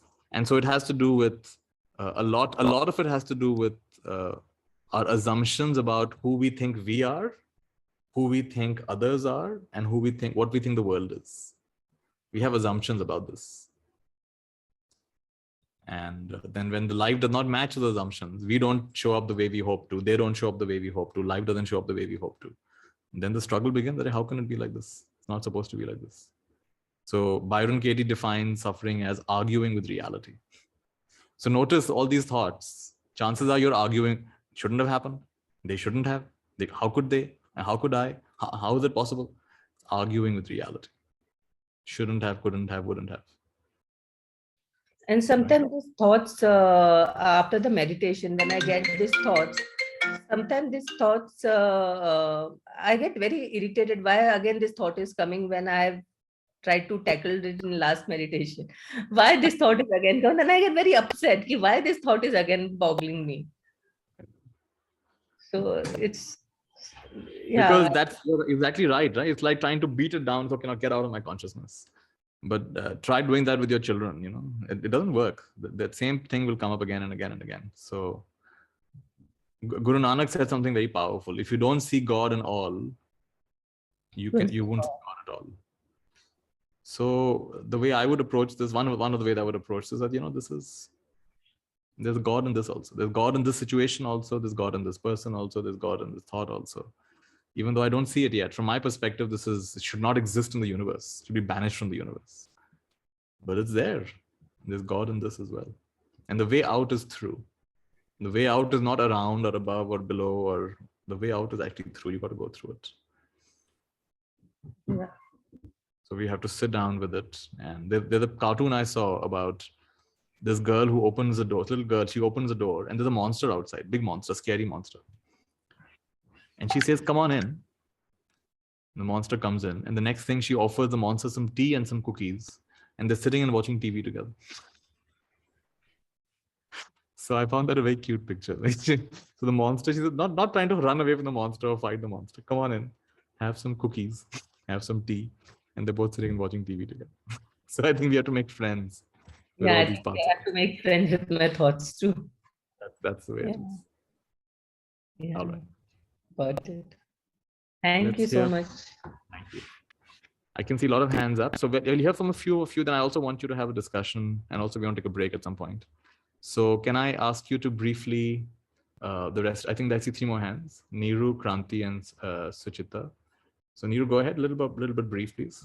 And then we get into some groups. Neeru ji. नमस्ते sir. Sir जो आपने start किया ना आज का session, और उसमें एक लाइन आपने बताई कि जो क्वालिटी ऑफ रिफ्लेक्शन है वो आपकी स्टेट ऑफ माइंड के ऊपर डिपेंड करती है। यानी अगर आपका जो माइंड है वो एजिटेटेड स्टेट में है तो शायद आप रिफ्लेक्शन भी नहीं कर पाएंगे। जैसा कि आपने स्टार्ट किया था कि आज के सेशन में एक जो आप भागा दौड़ी है इससे रुकेंगे, एक अनहरिडनेस या टाइमलेसनेस जो है उसको फील करेंगे। तो फर्स्ट लाइन जो थी उसने वो एक स्थिति बना दी कि पूरा कोई भी चोट लगती है, कोई भी बॉडी के अंदर कोई ब्रूस आता है तो व्यवस्था है हमारे शरीर की, ऑटोमेटिकली वो नॉर्मल आ जाती है। तो इसी तरीके से जिंदगी में भी जो हमें घाव मिल रहे हैं हमें पता नहीं है, लेकिन जो कुछ भी हो रहा है प्लीजेंट और अनप्लीजेंट, उसकी यूनिवर्स की अपनी व्यवस्था है एक नॉर्मलाइज करने की, उस होल के साथ हमें कनेक्ट करने की। तो ये लाइन जो है एक बहुत बड़ा टेक अवे है, हमें पीस में लेकर आता है। और दूसरी चीज जो मुझे बहुत अच्छी लगी, जैसे बुद्धा ने कहा 2 तरह के थॉट्स होते हैं, एक अच्छे थॉट्स होते हैं, एक बुरे थॉट्स होते हैं। तो किस पे काम करना है? सब पे ही काम करना है, किसी पे भी काम नहीं करना और सब पे भी काम करना है। जो आपने मेटाकॉग्निशन वर्ड दिया, ये बिल्कुल नया वर्ड है मेरी डिक्शनरी के अंदर, कि हमें इंक्लाइन नहीं करना उन चीजों के ऊपर, गलत चीजों के ऊपर, क्योंकि जहां हमारा फोकस जाता है, ध्यान जाता है, हम वैसे बन जाते हैं। लेकिन फिर भी हमें रिफ्लेक्ट करना है। जैसे आपने कहा कि एक बड़ा पेड़ जो है वो आपको अंधा नहीं करता है, लेकिन उस पेड़ के छोटे से फूल के जो पॉलन ग्रेन्स हैं उसके अंदर वो टेंडेंसी है कि वो आपको ब्लाइंड कर सकते हैं। तो छोटी छोटी इरिटेशन, छोटा छोटा जो आपकी अंदर से जो एक इरिटेशन या डिस्टर्बेंस जो है, ये एक बड़ा कोई बहुत बड़ी चीज को जन्म दे सकता है। तो छोटी छोटी चीजों के ऊपर अगर हम काम करते हैं तो बहुत बहुत कुछ परिवर्तन आने वाला है। और एक चीज जो आपने बताई वो भी मुझे बहुत हेल्प करने वाली है कि जनरली जब हम मेडिटेटिव स्टेट में जाते हैं तो हमारी कंप्लेन होती है कि हमें बहुत थॉट्स आने लग जाते हैं। दिन भर में जितने नहीं आते, जैसे ही हम अपने आप को साइलेंट करते हैं हमें थॉट्स आने लग जाते हैं, क्योंकि दिन भर के अंदर हमने थॉट्स के साथ काम नहीं किया होता। तो जैसे ही हम साइलेंट होते हैं वो थॉट्स जो हैं वो हमें बताने लग जाते हैं, वो अटेंशन मांगने लग जाते हैं। तो यही कि अगर हम दिन भर में थोड़ा थोड़ा रिफ्लेक्ट करना सीख जाए, थॉट्स को अटेंशन देना सीख जाए, तो शायद वो भी एक बंदर की तरह से कोने में बैठ जाएंगे और हमें मेडिटेशन में डिस्टर्ब नहीं करेंगे। तो बहुत कुछ ऐसा टाइम आप आगे भी है, तो मुझे बहुत कुछ मिला 1 घंटे में आगे। Very nice, very nice, beautiful, lovely summary. Thank you for sharing this. Kranti. Hi Nithya. So when you said not thinking, I came to it just another concept came to my mind which I had used by from last year. I heard this on YouTube, and this person is Osho's disciple, and he started this talk by saying self-talk is the beginning of all madness. And then he explains about it, and then that got stuck with me, like, you know, that how self-talk is like you detrimental. So I couldn't, of course, stop myself from that 100% of the time, but I think with my connection with certain people, there were just a negative cycle of relationship, you know, in certain ways. So there, I think what I did was I just stopped myself from going into a rut of series of negative thoughts. The moment they did something bad, you know, it triggers a series of thoughts, and then it just, you know, puts fire in my, you know, negative beliefs, and then I start blaming them. Then, you know, I get into action because the self-talk propels it. So then I stopped myself consciously from doing that, and I saw that over a period of time, you know, it just, and then, you know, slowly nudging myself and saying that, yes, okay, fine, this is how they are, right? This is what it is right now. So I think slowly my reaction got very just subdued. Like I wouldn't react as much now as much I used to. So I thought non-thinking for me was not just about stilling the mind and meditating, but also this, like, just, you know, the labels that we put, the judgments that we get in between, and we're not even aware of that. That's just, we see something and that the label comes into our mind, and then we put a label into it, and that's how we start acting then. So for me, non-thinking was also that. So yeah, I just wanted to. And that's really well said. And in many ways, that's so true, what you said. At the same time, what we're learning today is a little bit different. It's actually saying that there's a lot of value in thinking with intention and thinking consciously and becoming not just self-talk, but awareness of your self-talk. In fact, the Shiv Sutras are supposed to be a conversation between Parvati and Shiva. She's asking questions, Shiva is responding. The deeper meaning of the Shiv Sutras, it's a conversation between your intellect and your consciousness. Your intellect is Parvati and your consciousness is Shiva. So you can actually ask yourself questions that, why am I like this? And then you wait for the answer to come. And then again, you ask another question, and then another answer comes. So done in a skillful way, it's actually very pleasurable. It's very meaningful. It's very insightful. And so while at one level, I agree with what that teacher said, that, yeah, just endlessly thinking to yourself, you get into papancha, you get into problems. But done in a conscious way, intentional way. In fact, I would say anything done consciously is not a problem. Right. Anything done consciously, including thinking. And thinking is not, in fact, when he was teaching that, whatever YouTube video, he was using thought. Yes. And you benefited from that because of thought, because you understood what he said and you applied it to your life. That was thought. That was skillful thought. So both thinking skillfully as well as not thinking are both needed. And so reflection is very much about thinking. In fact, I didn't read the introduction to this book, but a big part of the introduction is trying to break the myth, which is quite a spiritual myth that we have, that all kinds of thinking is wrong. You have to just stop thinking at any cost. Saying it's not true. Thinking is required. Thinking is a very important part of our lives. And there's no one correct way to think that we all have to learn. You know, like reason is important, but reason isn't the only way. The Buddha used reason, but it wasn't limited to reason. And sometimes he said that you can use reason to rationalize very wrong things in this world. Reason also has its own limitations. So yeah, wonderful. Correct, but sharing. yeah, that's what I'm saying. So the, you know, stopping myself from thinking unconsciously and then putting in the thoughts of wisdom, right? That's what it meant. So that is also a thought, right? Even wisdom is a thought. So we have to, I think I agree Wisdom completely might with be a you that we have distillation. to. I would say wisdom is like a distillation of your thoughts. It's not, Okay. To me, thoughts is more like knowledge and the distillation of all of that. Now you're going into the realm beyond thought. It's not, you can articulate that wisdom in many different kinds of ways, many different kinds of words, many different kinds of things. Okay. But wisdom is the living essence of that. It's like the, you know, as you refine something more and more and more, the end result of that is the wisdom.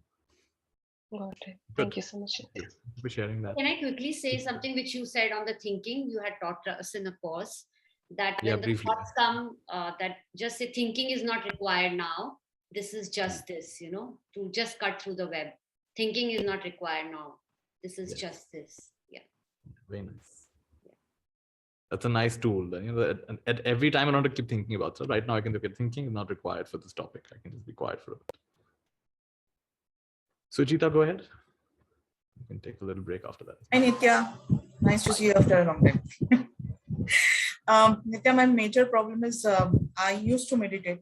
I used to sit like almost an hour or so, and I used to feel wonderful.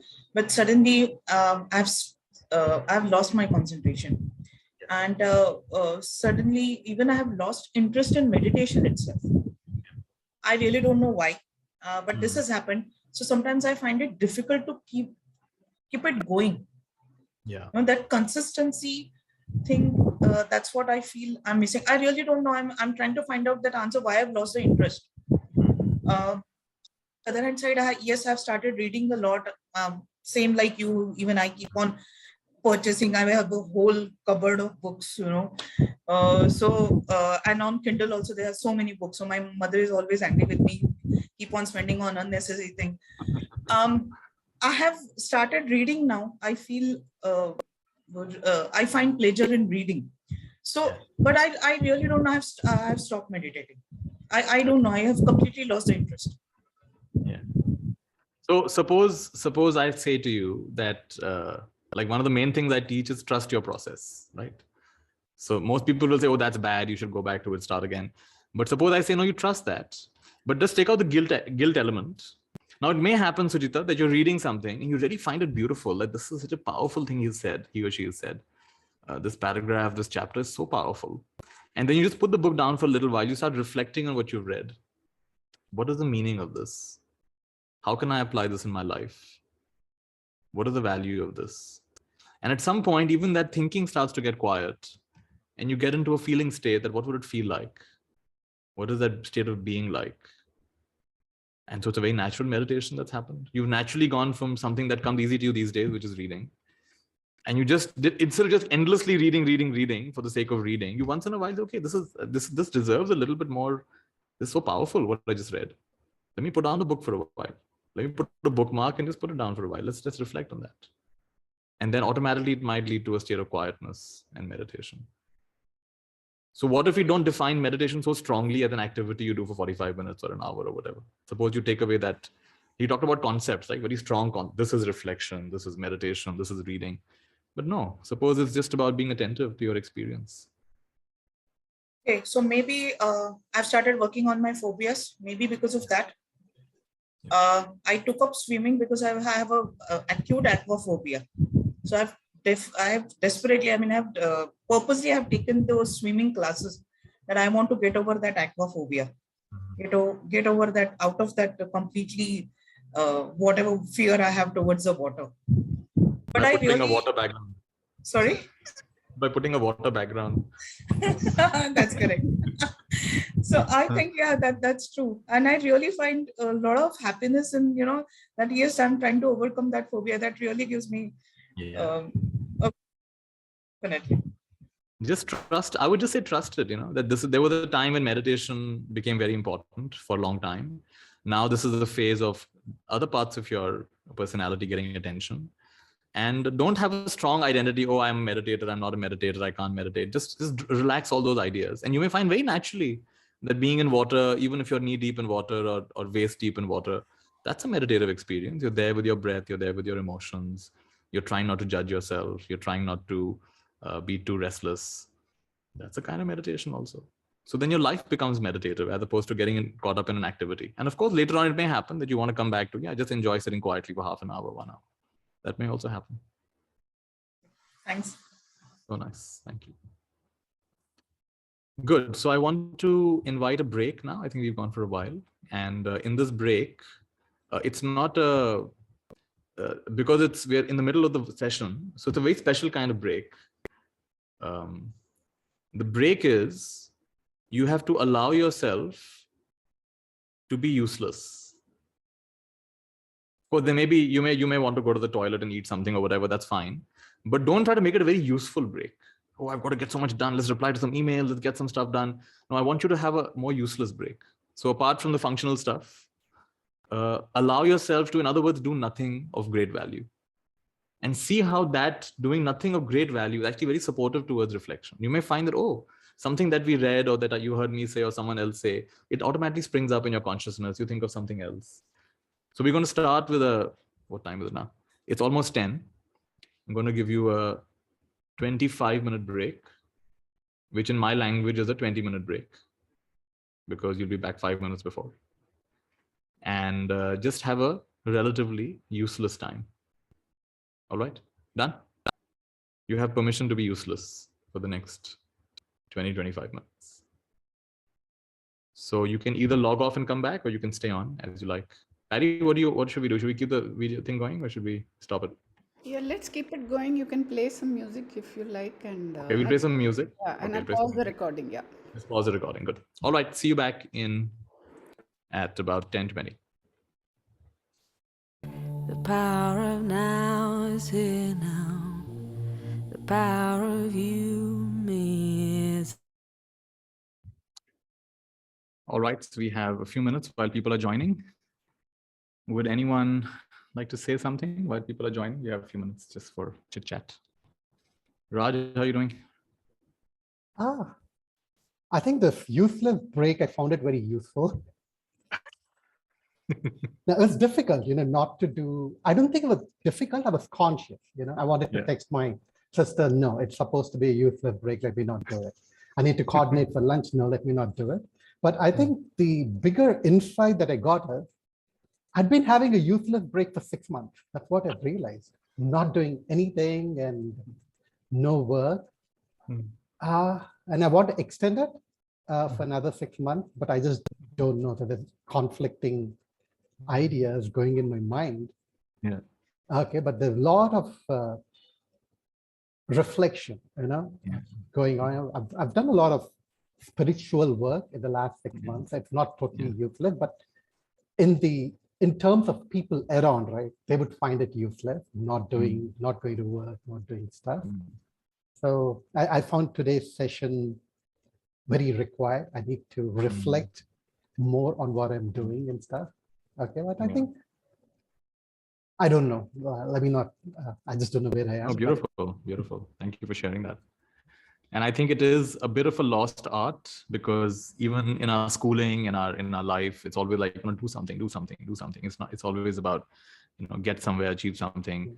And there's a lot of value, because it's basically an economy-driven culture, economy-driven world. The predominant paradigm is an economic one.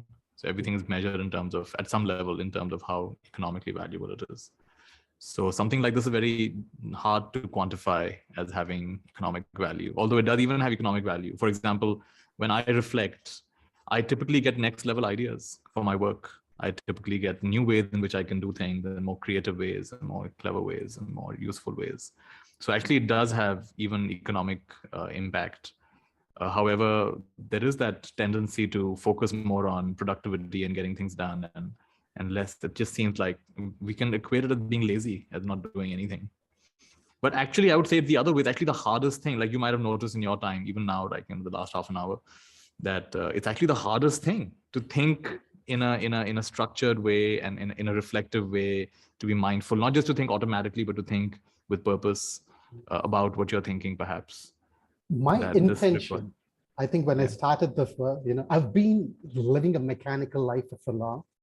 What do I want to do for the rest of my life? Let me take a break. Let me go inside. So I didn't really get that insight yet. So I'm extending it to see what I really want to do for the rest of my life.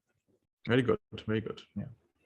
But that question itself, that question itself is so powerful. The question of what is truly important, what deserves my attention, what deserves my energy, what deserves my time, how do I make the rest of my life the best of my life? Even if one doesn't get any conclusive answers, the act of looking in that direction itself, I mean, in some sense, I would say that itself is very meaningful. That itself is beautiful. Yeah. Thank you, Raj. Nithya is saying something. Nithya, go ahead. So this 20 minutes that you gave us to think of you just not doing anything made me reflect back on the time 4 years ago when, my older son had just finished 12th. And he said that, I think I want to take a gap year. And though I told him that, it's okay, inside I was, there was a turmoil inside me going on, which said that I hope he finds his way. I hope he finds his way, and he doesn't take the break, and he doesn't take the break, and he doesn't do that. So I was just trying to reflect back on that time. And then now is the time when he's getting to graduate and he says, now again, I want to take a break and then I want to do my master's. But there's a little difference in my, that thinking at that time and this time. I've come to that place where I feel that, yeah, if he really needs it, he needs it. But one thing I want to check, Nithya, is like you just said something also just now, that sometimes it also puts you into a mode of laziness, doesn't it? And especially with children, sometimes I feel that they just want to, because they've not yet found that sense of direction, maybe, or they just feel ki, abhi nahi padhna, abhi chhod do. I don't know if that is, if it's contradictory or what is. Very good thoughts. First of all, two kinds of laziness. There is the laziness of not doing much, and there is the laziness of compulsively doing because you don't. It's to fill in a kind of a hole, right? So just because someone is very busy doesn't mean they're not lazy. Because there are people, I think we all know people who stay on in office much longer than they need to because they don't want to deal with what's going on at home. This is a different kind of laziness. You're inventing work, inventing busyness because you don't want to deal with certain aspects of your life. There are some people, every time they have a setback, they get super busy. They're on a big project. Why? They don't want to think about it. And the only way they can not think about it, then they're working busy as hell. And that's also a kind of laziness, actually. So let's not think laziness is only not doing. Compulsive doing is also a kind of laziness. And the other thing is, I'll tell you from my own experience, when I went to two monasteries, I mean, many monasteries, but two main monasteries. One was in Thailand, one was in Sri Lanka. In Thailand, we had a super structured life from 3 a.m. all the way till about 9 p.m. Super structured. Our whole day was structured. And the thinking behind that, at some level, I recognized later on, is my teacher felt that if you don't keep these monks busy, they're going to get lazy. They're going to waste their time. So let's structure their whole day from 3 a.m. all the way till 9 p.m. Then there's no time. You're tired, you go to sleep, right? And basically, that was coming from a place of, I don't trust that they'll use their time well.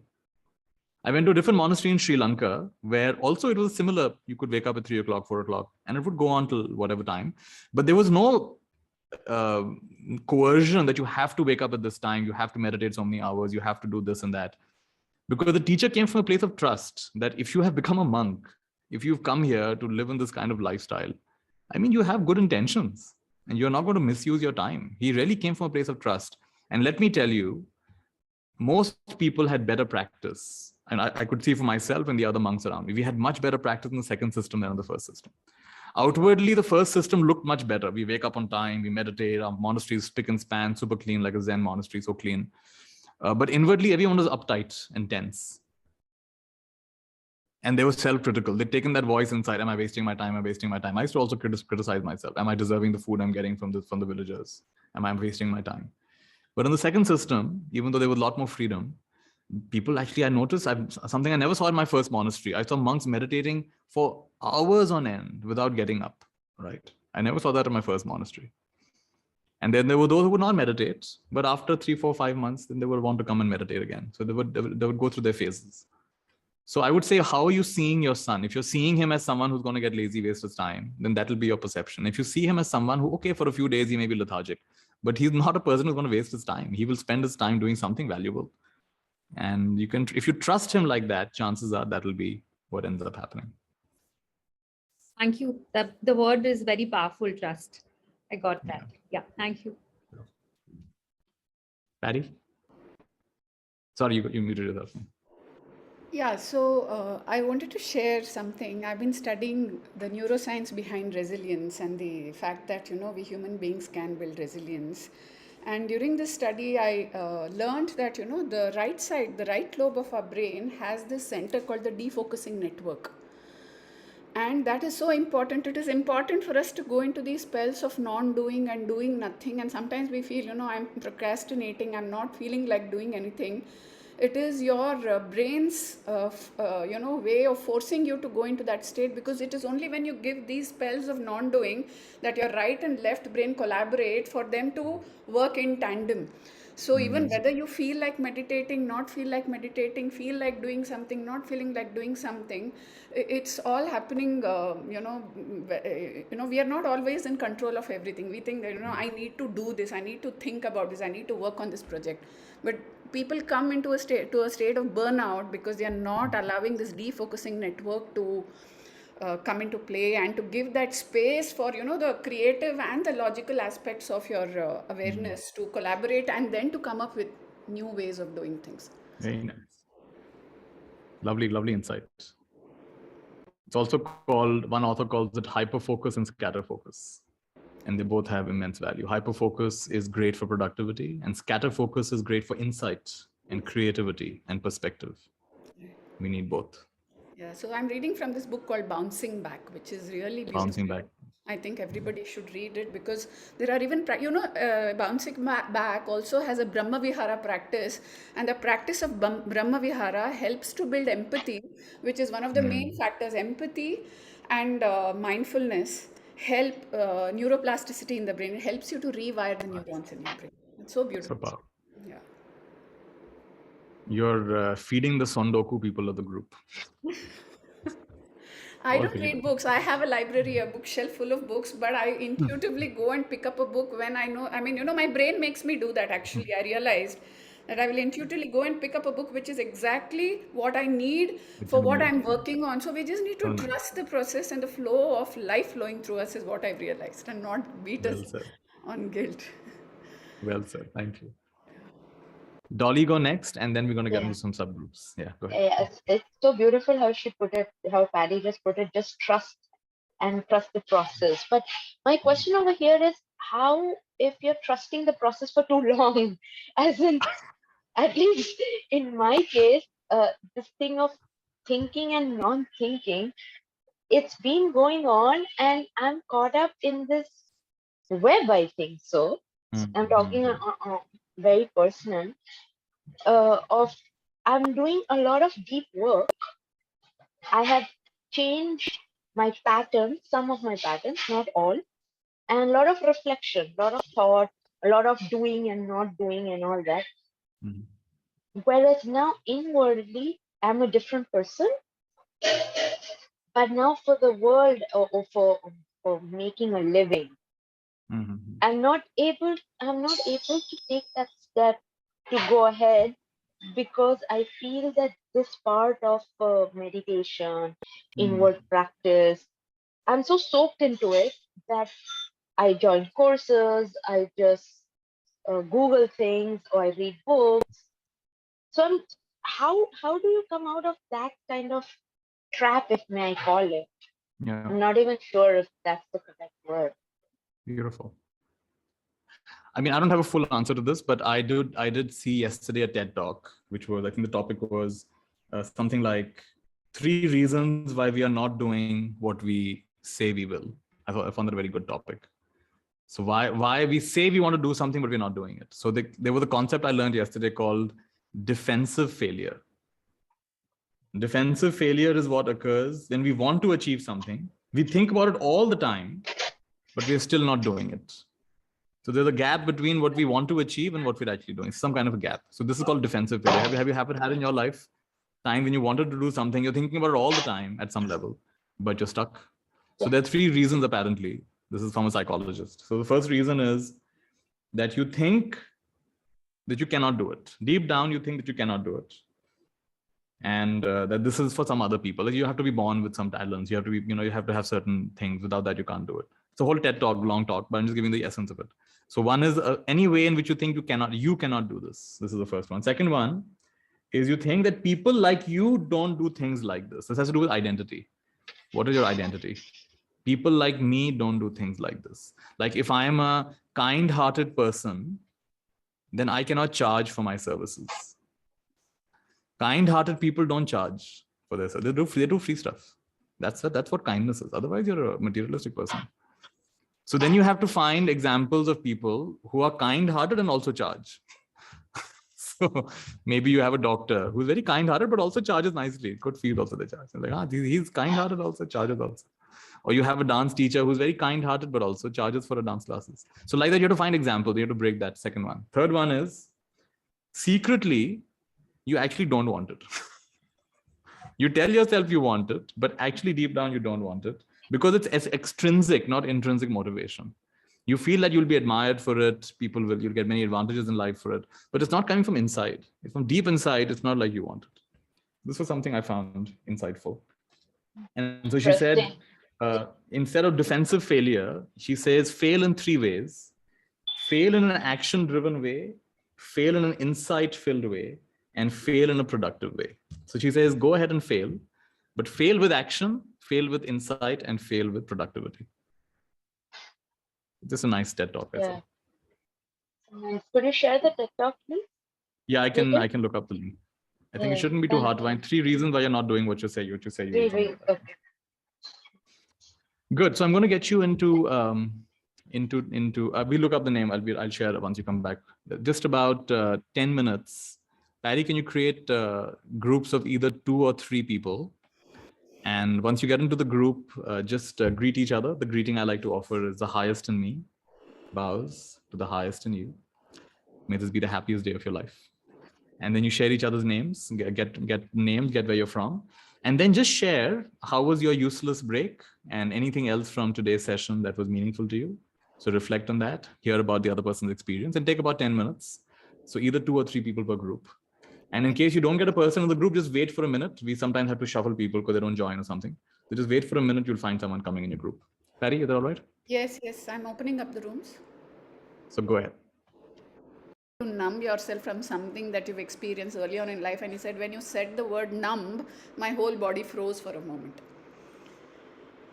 Right? So sometimes these ideas that we take from other people, see, everybody writes books, everybody writes about their life. And I believe that we have to look at it as their experience and their perception and not as the absolute truth.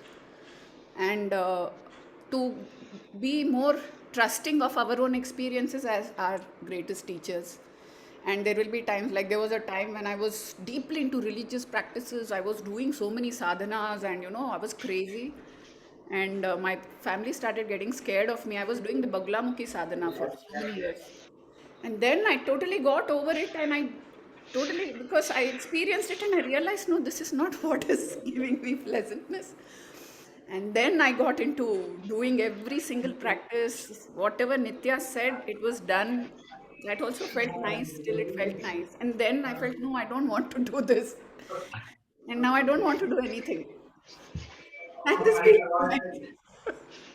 Yeah, so that's why I have been feeling paddy since last few weeks and last few months. And then I did a Mohanji course last week. And there were certain things there was something in repetition. He kept on repeating, and I felt there was a power in it. And the word which totally stuck with me, around that course, was like total acceptance. Accept yourself and self-actualize yourself.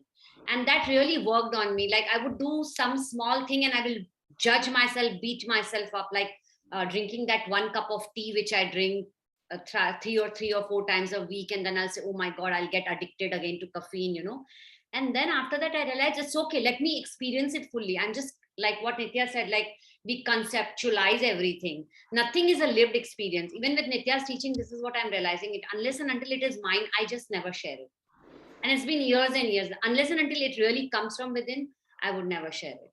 I would never share it. Like to heal somebody's pain or to make somebody feel, at peace or ease. Certain things which are very natural. So yeah, like what you're saying. Everybody's come back, by the way. I didn't realize. I thought it was just us chatting. So everybody is listening into our conversation. How wonderful. Yeah. Quite insightful. Good fun. Great. I hope you all had a nice experience in your breakout room where you had a chance to share with each other some of your experiences. We'll continue with the Art of Reflection book.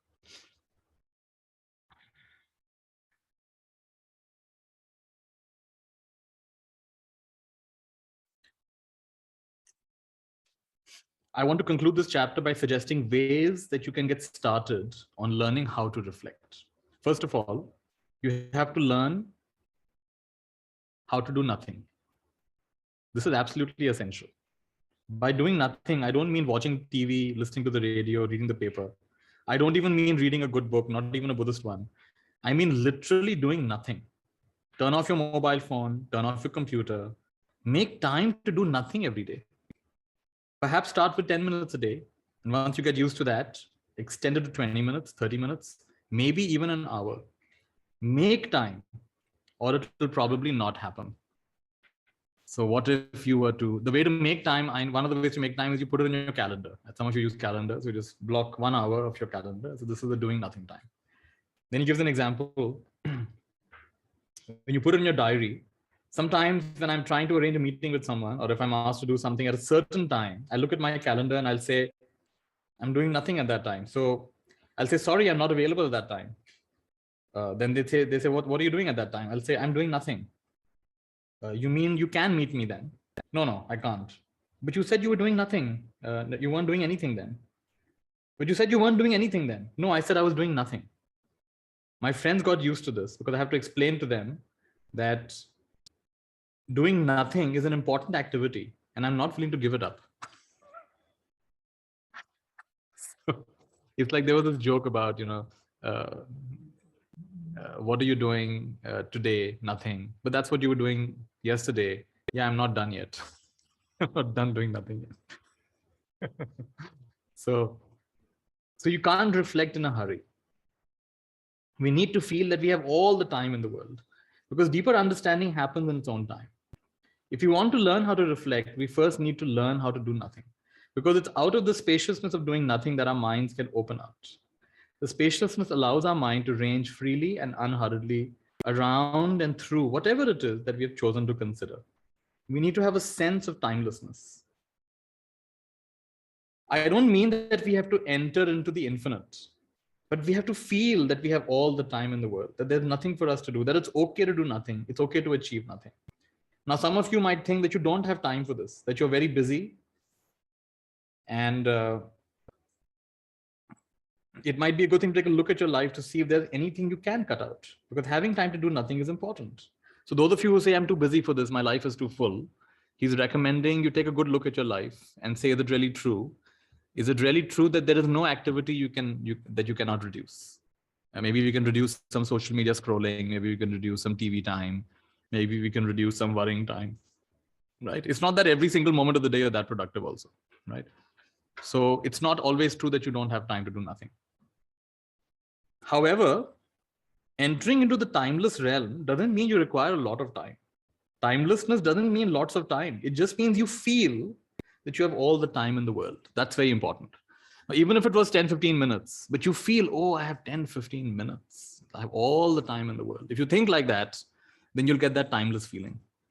So it's not about actually having hours and hours in the day. Not all of us have that kind of leisure, but even a few minutes. And if you have that feeling of timelessness, I have all the time in the world, that is what is conducive for reflection. So the feeling of unhurriedness, we've talked about earlier, the feeling of calm and peace and stillness, the feeling of all the time in the world, this is very conducive, right? So right now also, even though we've kind of set a time for this session, maybe we have another hour to go, but let's say we have all the time in the world, an hour, lots can happen in an hour, no rush, right? We don't have to cover the whole topic of reflection. We just have to have a good taste of reflection and realize, oh, this is a wonderful activity. It's a pleasurable activity. Maybe I've done this in the past and I've forgotten how good it felt. It's time to come back to it. One beautiful thing about this book is it's not trying to tell you that there's only one way to reflect. Or you have to journal every day and you have to think on answer these 4 questions. It's not like that. It's just inviting you into the feeling of reflection. And in one of the later chapters, he says that we all think differently. There's no one set way to think. There's no correct way to think and wrong way to think.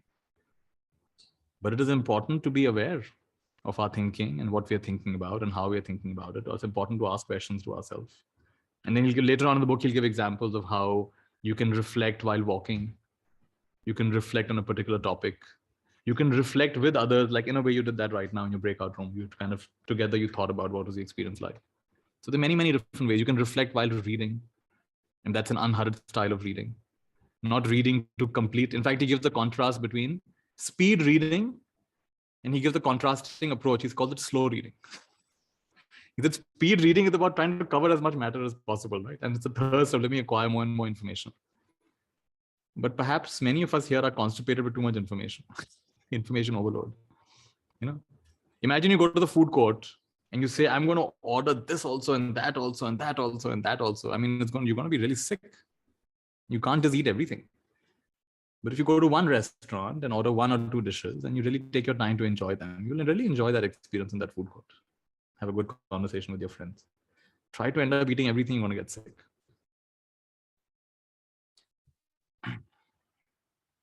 We enter the timeless realm when we give up looking for results, when we stop trying to meet our targets and deadlines.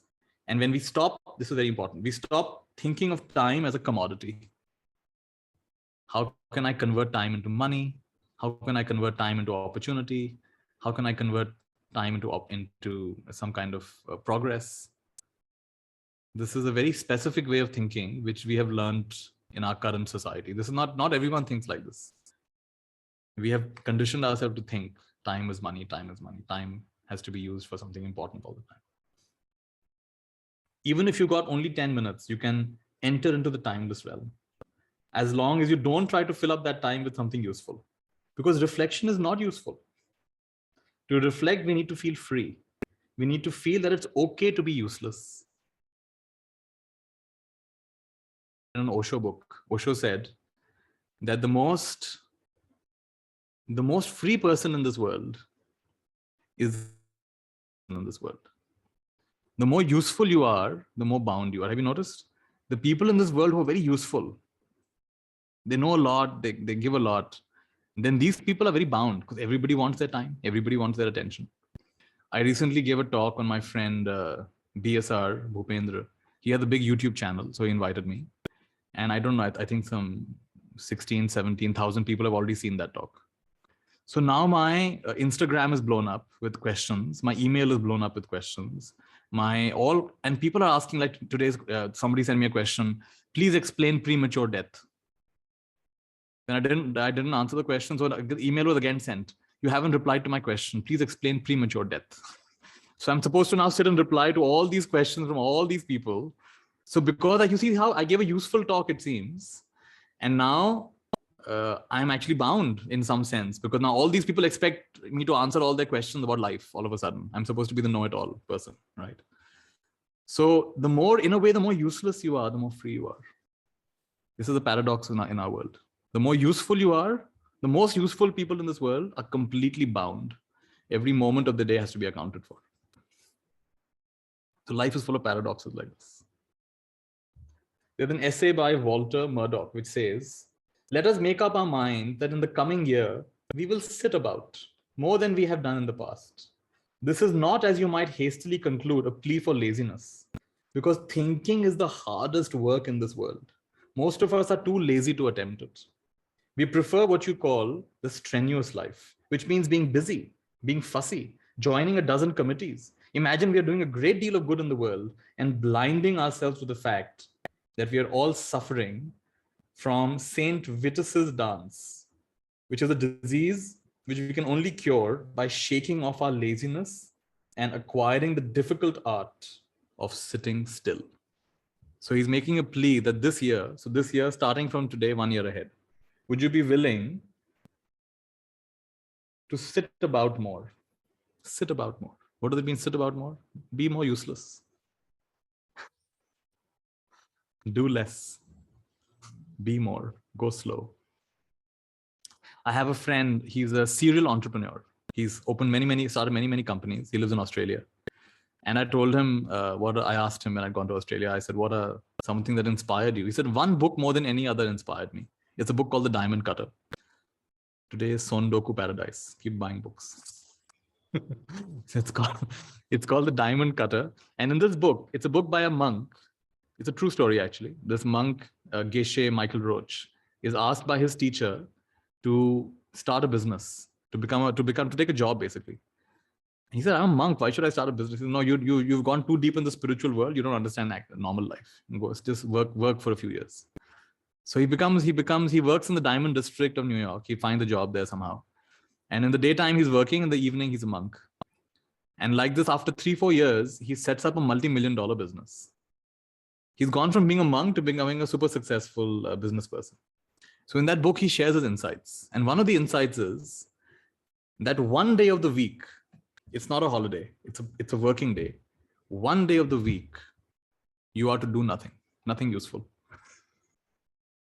He said he took this advice. Even though he's a serial entrepreneur, he has many companies, he's a father of 3 kids. He says, one day of the week, I do nothing. But I get paid for that day, but I do nothing. Right? So that's where my best ideas come from. That's where the next level thinking comes from. Amazing. Right. So he said that book of course has many other things, but this particular suggestion he found very useful, that one day of the week, do nothing. Go ahead, Magdalena. What I wanted to share is from my own experience. When I was working as a business executive assistant, I made myself so efficient. Like I was just like planning so much, because in this job you have no time to breathe and you have to be doing everything at the same time. So I was just so careful to plan my time and be so efficient and effective. And at some point I realized that I was also responsible for communication. I realized I can't even write a sentence. It was just like my creativity was just like out of the window. So then I realized like, oh, okay, sometimes people talk about procrastination, but we also need time to do nothing, because without time to do nothing, I was just a machine. I was not a creative person anymore. I was not having new ideas. I was not being, at some point I would become good for nothing. Maybe I should have pursued that, but I wanted to share that, because sometimes people are so much about procrastination, but we have to also have these times to do nothing. And after a while, I just set myself a couple of hours on one day on purpose to do nothing, like mindless activity, just to decompress. So you're reminding me of a friend of ours. Her name is Clea Chandamal, and she runs permaculture courses. I think I've mentioned this before. She runs these permaculture workshops, which is a form of sustainable agriculture. And one of my friends had gone for this, and she said one statement really struck her when Clea said, "It's thanks to the lazy people of the world, the unproductive people of the world, that we still have a planet Earth. The productive people, the busy people, the successful people, they're using so many resources." Have you noticed the more productive you get, then you're writing books, and you're traveling the world, and you're filling auditoriums, and you're making flyers, and you're, non-stop activity. You're creating companies. And she said, it's thanks to some of us who are a little bit unproductive and a little bit lazy. Thanks to that, we still have a planet Earth. Yeah. Everyone admires the US because it's one of the most, productive economies. But did you know that if everyone were to have the lifestyle of an average US citizen, average, not even the richest of the US, average US citizen, if all of us had to have that lifestyle, we would need 4 to 5 planet Earths. We would take that kind of house, that kind of heating, that kind of cooling, that kind of 2-3 cars, that kind of garage, that kind of clothing. We would need 4 to 5 planet Earths. For average European life, you need 3 planet Earths. So it's okay to be a little less. If nothing else, you may feel very unsuccessful, but your future generations will thank you so much for being so unsuccessful. We got a planet thanks to you. Yeah. So this is good to break this dream that we have. There's only one way to live this life. We're not saying that it's wrong to be successful and to accomplish a lot, but that's not the only way, and that's not the only value in this world. And also what I notice also in working with people in my own life, a lot of problems sort out when you choose to have, if not one day for yourself, at least one afternoon just for yourself.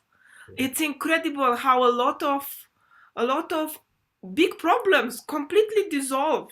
If like relationships start flourishing, understanding just happens just by creating some space to just decompress. Like you said, to have one day to choose not to be productive. And if you can't have one day, at least one afternoon.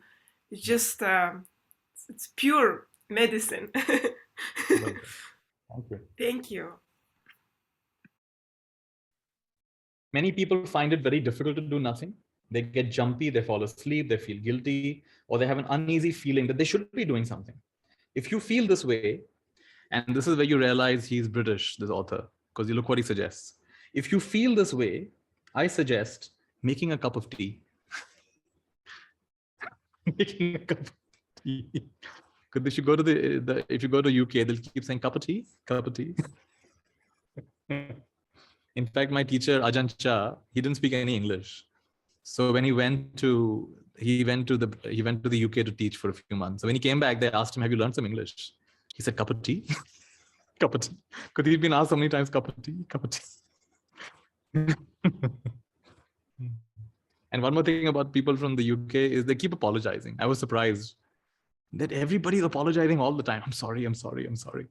And like I was staying in a hotel, and so the waiter, what do you call it, the server, the room service person came, and I was appreciating, the hotel and the country, and he said, "Yeah, but I'm sorry for the weather. I'm sorry for the weather." Why are you sorry about the weather? The weather is doing its weather thing. Why are you feeling sorry about it? It's habit to say sorry all the time. So making tea is not doing nothing exactly, but tea I find is very conducive to reflection. You're looking at the cup, you're looking at the liquid, you're looking at the steam rising from the cup, the reflection of the surface of the tea. You're feeling the heat of the cup in your hand, you're tasting the tea. We're so accustomed to the idea that we should always be doing something useful, that we often continue with our activity while we drink our tea. We use our 10 minutes of our tea break to do something else, something useful. What a terrible habit. Please try being useless instead, at least for a few minutes.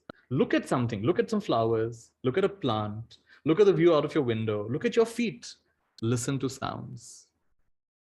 As you sit doing nothing, thoughts will occur to you. Notice what things you think about. You will learn a lot about yourself this way. Do you think about cars? Do you think about food? Do you think about sex? Do you think about football? Do you think about making money? Do you think about some film, some music, some literature, some philosophy? Do you think about other people? Do you think about yourself? Do you think about the dharma? What do you think about? Remember what the Buddha said. Whatever you frequently think and ponder upon, that will become the inclination of your mind. So when you're doing nothing useful, you will find that what you normally think about. Do you worry a lot? Do you go into the past? Do you start planning for the future? This is a good, insightful thing for us. When a thought occurs to you, try to choose whether or not you want to follow it. Most of the time, we are at the mercy of whatever subject happens to present itself to us. We're not so much thinking as being thought. That's a good one. We're not so much thinking as being thought. There's that, in India, we used to have this advertisement for trying to discourage people from drinking. They say it used to say, first you drink from the bottle, then the bottle drinks from you. So how many of us are not thinking, but we are being thought? These thoughts are coming and coming and coming. We have to learn to make choices. In the case of some topics, it's not that we necessarily need to stop thinking about them. It may be that we need to think about them in a different way. Try to reflect on things from a dharmic perspective. What do I mean by that? We have our perception of things, and then there is the way that the enlightened person would perceive them. When we reflect from a dharmic perspective, we try to see things as if we were enlightened.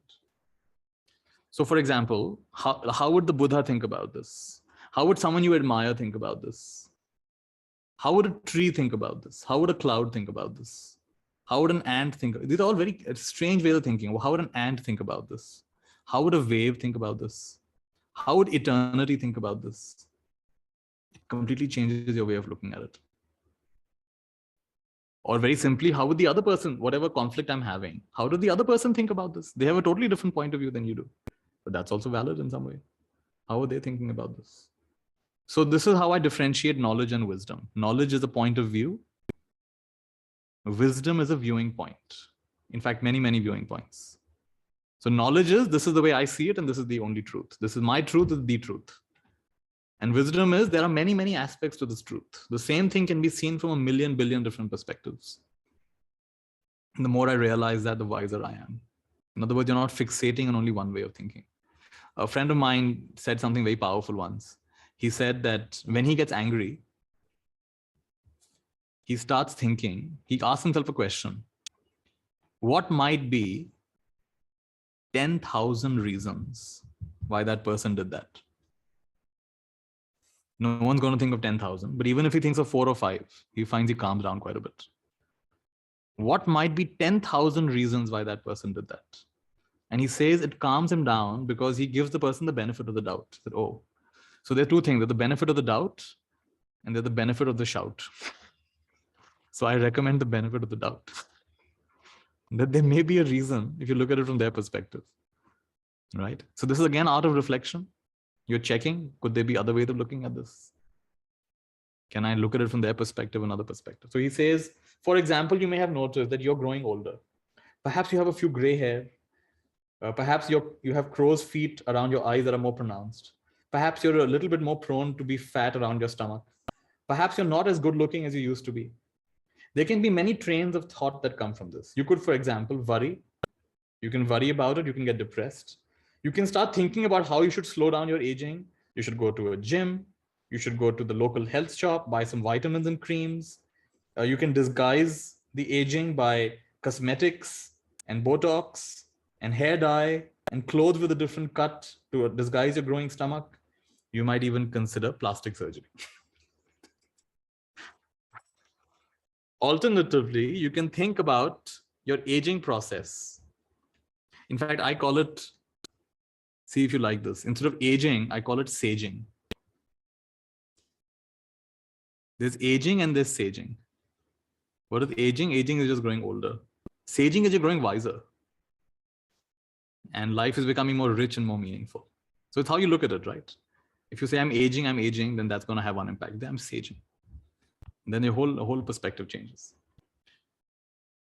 So you use this as an opportunity to develop insights. I'm growing older. I'm moving towards death. All conditioned things are impermanent, including me. What does it mean? What is the significance of life? Why are we born only to grow old and die? What's the point of it all? In this way, instead of the fact of our aging becoming something unpleasant, unwelcome, to be dismissed from our mind, it can become an opportunity for our liberation. Right? Yeah, so we can ask part ourselves which you questions read, like, that go ahead. thought and being thought, because this is a continuous stream from that, right? You are not thinking, being thought. What does that mean? Like, this is the whole thing with automatic thinking as opposed to reflecting. Automatic thinking is like when you sit quietly doing nothing. You start realizing I'm thinking about money, I'm thinking about friends, I'm thinking about the past, I'm thinking about what that person said. This is your being thought. You're like on an automatic roll. That's what it means to be thought. Whereas in reflection, you can actually say, no, I don't really want to think about that again. I've thought about that same incident 25 times now. It's all right. Now let me focus on something else. You can be more selective in what you choose to think about and give your energy to.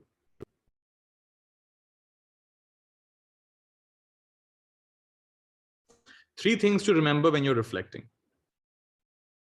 I find this very practical, and I think all of you will. Number 1, when you first start your practice of doing nothing, you may not enjoy it very much. You may, in fact, find it unpleasant, and you may wonder why you're doing this. My teacher used to say, in the beginning, it's unbearable. In the middle, it's uncomfortable. In the end, you're unstoppable. So remember that. Just because it's a healthy thing doesn't mean you're going to enjoy it, right? You may actually find it very distasteful. And I've got so many, my to-do list is, 5 pages long, and I'm sitting here doing nothing, right? But maybe it is 5 pages long because you're doing nothing, because you're not reflecting on how you're doing things, you see?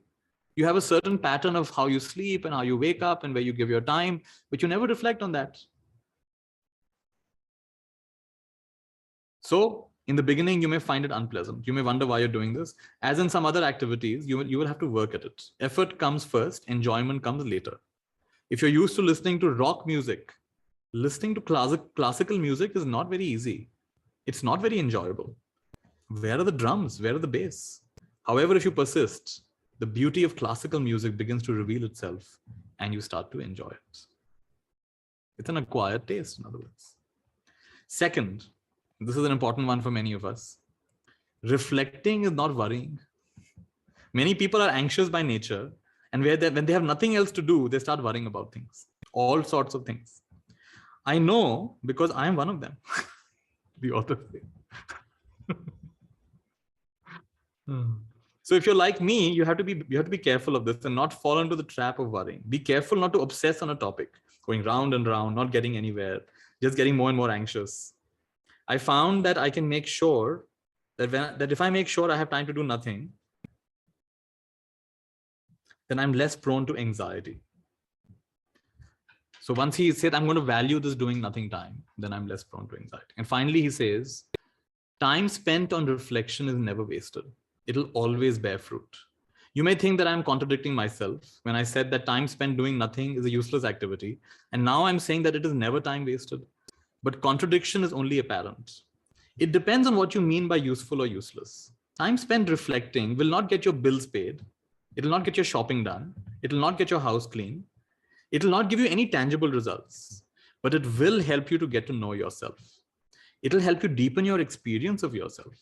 It will make you calmer. It will make you more positive. It will clarify your thinking.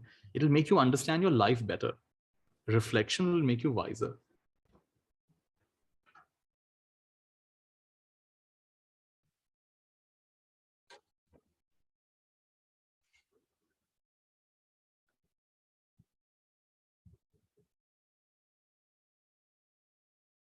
Let me pause for a few minutes. See some of the comments. How are we doing so far? What's the difference between unbearable and unstoppable? In the beginning, this is just a saying. In the beginning, it's unbearable, which means it's very difficult to do nothing. In the middle, it's uncomfortable, which means it's still not pleasant. In the end, you're unstoppable means you really realize the value of doing nothing. And it's something like Eckhart Tolle once said that when he's waiting for, the friend said he'll meet up at 10 o'clock. And the friend comes at 10:30 and says, I'm sorry to keep you waiting. And Eckhart Tolle would say, I wasn't waiting, I was with myself. The sense of waiting, the next thing to happen. So unstoppable really here means that you're actually quite comfortable. You're not caught in this trap of always trying to be so productive and, I mean, I don't know, when we were born, did we sign up for, I'm going to be as productive as possible, I'm going to achieve as much as possible? I mean, I thought we were just born to be born, And this whole thing that we've been taught that unless you're achieving things, doing something. I met someone from California who said the most stressful question in California, especially the Bay Area, it's a place where every second person you meet is an innovator, entrepreneur. Like Bay Area is full of all these interesting people. And she said the most stressful question someone can ask you there is, so what are you doing these days? Because everyone's doing very cool things over there. So it's a very stressful question. What are you doing? You have to really prove that I'm doing a lot in my life. Starting a company, I'm keeping fit, I'm on a diet, I'm reading a book, I'm going to a workshop. So if you just say, oh, these days I'm just doing nothing, I'm being useless. So how we get into this trap of defining ourselves by what we do, right? And so this is helping us break that trap. Alan Watts says, what if we don't measure our day by how much we got done, and instead measure our day by presence? How present were you as you had your cup of tea? How present were you as you had a shower? How present were you in that conversation? How present were you throughout with your own feelings? Suppose you measure your success of your day, not by how much of your to-do list you got through, but how much of your how much of a to-be state you were in. This is a different way of looking at our life. Let's hear from some of you, and then we'll continue reading. Go ahead, Pinks. So yeah, exactly. This is how I feel. I always found this question very stressful. Like, what are you doing these days? Or what do you do? As you live in Singapore, what do you do? Like, living in Singapore meant I'm labeled that I have to be like that way of working women, the way the whole society defines it, like you are going to the office in the morning or you're doing so-called productive thing. And even after my daughters have got married, like I'm tired of this question now. Like, so what do you think of doing now? Like, you are so free now. So what do you think of doing now, So a week back, that's what I was reflecting on the weekend, that we did nothing on the weekend when before marriage, or even after a few years after my marriage. Like the home scene used to be very cool on the weekend, right? Now the weekend is like endless to-do list, ye karna hai, wo karna hai, you have to do this, you have to do this, you have to meet this person, you have to fix this and fix that. Like, there's no pause at all. There's no pause at all. And it has got so ingrained in the system that When I'm not doing anything, like even if I will not walk for a day, I will, oh my God, I did not walk for a day, or I did not swim for a day, you know, like, oh my God, this whole week I did not exercise. Like everything comes with a guilt trap. There's a trap everywhere in everything, you know. So this question has started to irritate me now, like after my daughter's wedding, like when people ask me, oh, what are you going to do now? What are you going to, okay, shit, holy shit, I'm not going to do anything. I will continue to do what I'm doing. Well done. Fantastic. Thank you for sharing. And eat your head. Dolly, go ahead. Yeah, so two things now, reflecting back. So last night I actually was doing nothing, but I was very irritated for not doing nothing. And I wanted to do something, and that's how I just watched the most boring movie. And that's why I missed the BD session also, because I was just irritated of doing nothing. And I wanted to do something. And so just reflecting back on what happened last night, it's amazing how the brain function will be a wired function. And how society also labels you. It's exactly what Pinky said. Because I feel I have all the time in the world, but for my friends and for society, I'm such a busy person because I'm attending workshops all the time, because I go running, or because I'm giving some audition. And I'm like, you're so busy, you're doing so much, you're so busy. And I'm like, no, I'm not doing much. No, but you're doing so much.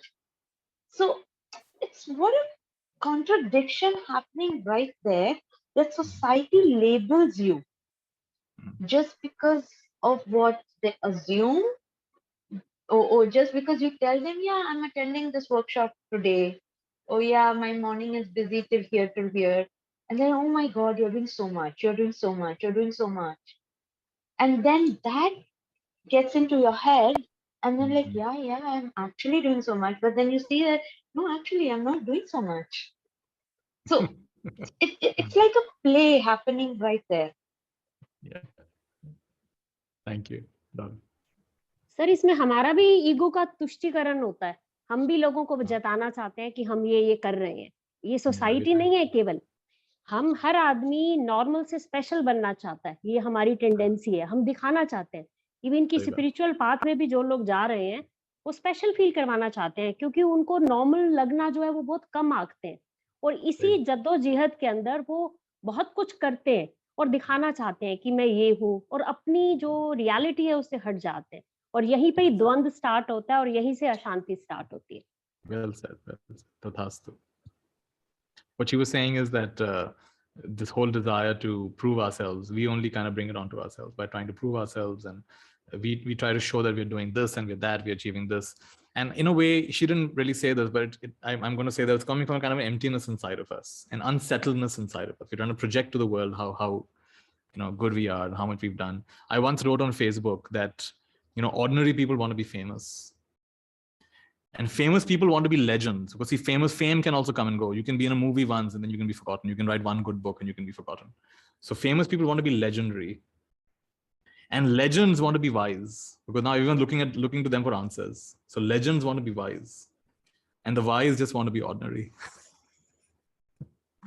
So it's a nice full circle all the way around. Go ahead, Magdalena. What I wanted to share is something that I didn't know, and I found it extremely insightful. I heard about this 2 days ago from somebody who's a doctor and a scientist. He said that living the life a lot of orientating a lot on the outside and not having time for meditation and reflection, it's actually leading to a lot of disease. Even cancer is connected to this. And I was just surprised, because there are actually scientific results that connect this, and that even 5 minutes of reflection, meditation, sitting quiet and stillness can reverse this. Wow. So it's actually, we know that attention is connected with love. That's why kids crave attention, and we all want attention to some extent.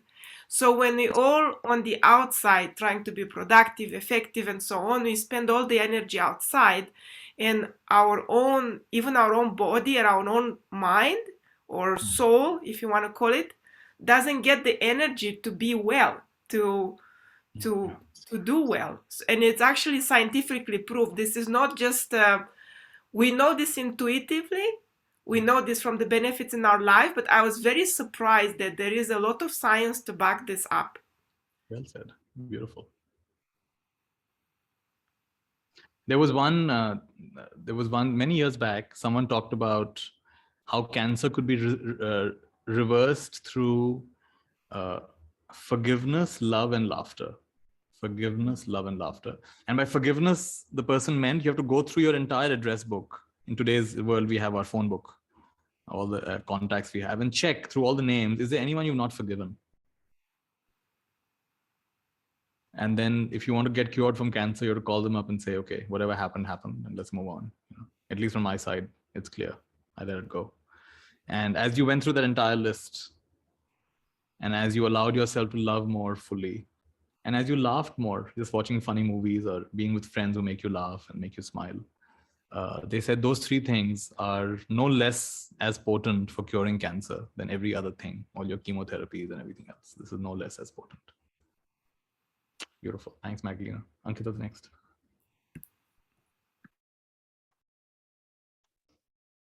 So I just wanted to share my own private experience, especially in the last week itself. I had a few days which was so overwhelming.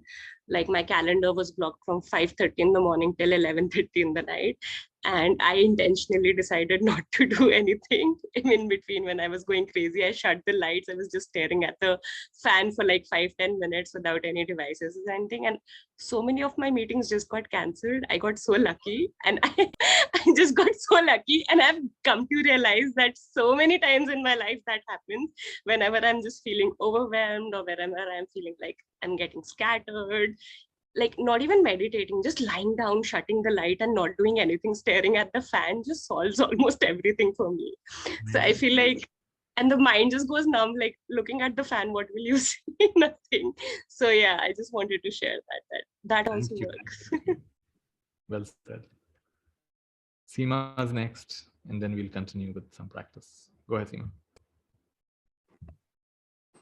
Yeah, so my thing is that especially because I don't do anything professionally, so meeting and greeting, the way we meet is hi, how are you, and the next question is generally, so what do you do? And it makes you put your armor on, and suddenly you're thinking of all these things that you're doing, and you have to, like Neeraj was saying, it's an ego thing personally also, that I'm doing this. I just feel if we could change the way we meet and greet each other, instead of saying hi, how are you, what do you do, hi, how are you, how was your day today, how are you feeling right now, what was good, what was good that happened today. I mean, if we could just change the way we meet and greet each other. It's always about what do you do. I mean, I think it can get quite shallow at the end of the day, because everybody is doing something, and even those who are not doing something are actually doing something constructive as well. So I just feel that it just bugs me sometimes. I find it very hollow. I think it's a very good suggestion. At the same time, chances are you'll still be asked that. So then we have to reflect that how can, instead of getting bugged and here we go again, you're asking me the same thing. Like even Pinky was feeling I very do exasperated. it too. I do it to people too. Yeah. So then we have to ask ourselves, how can we respond?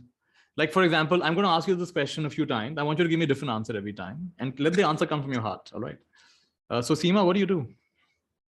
I'm a mother, I'm married, I have these interests. I like to paint, draw, sing, whatever. That's the usual answer. So Yeah. try some other answers. Okay, so Seema, what do you do? I'm alive and I'm living. And I'm breathing and I breathe. And I see Seema, what do you do? eyes. Seema, what do you do? I'm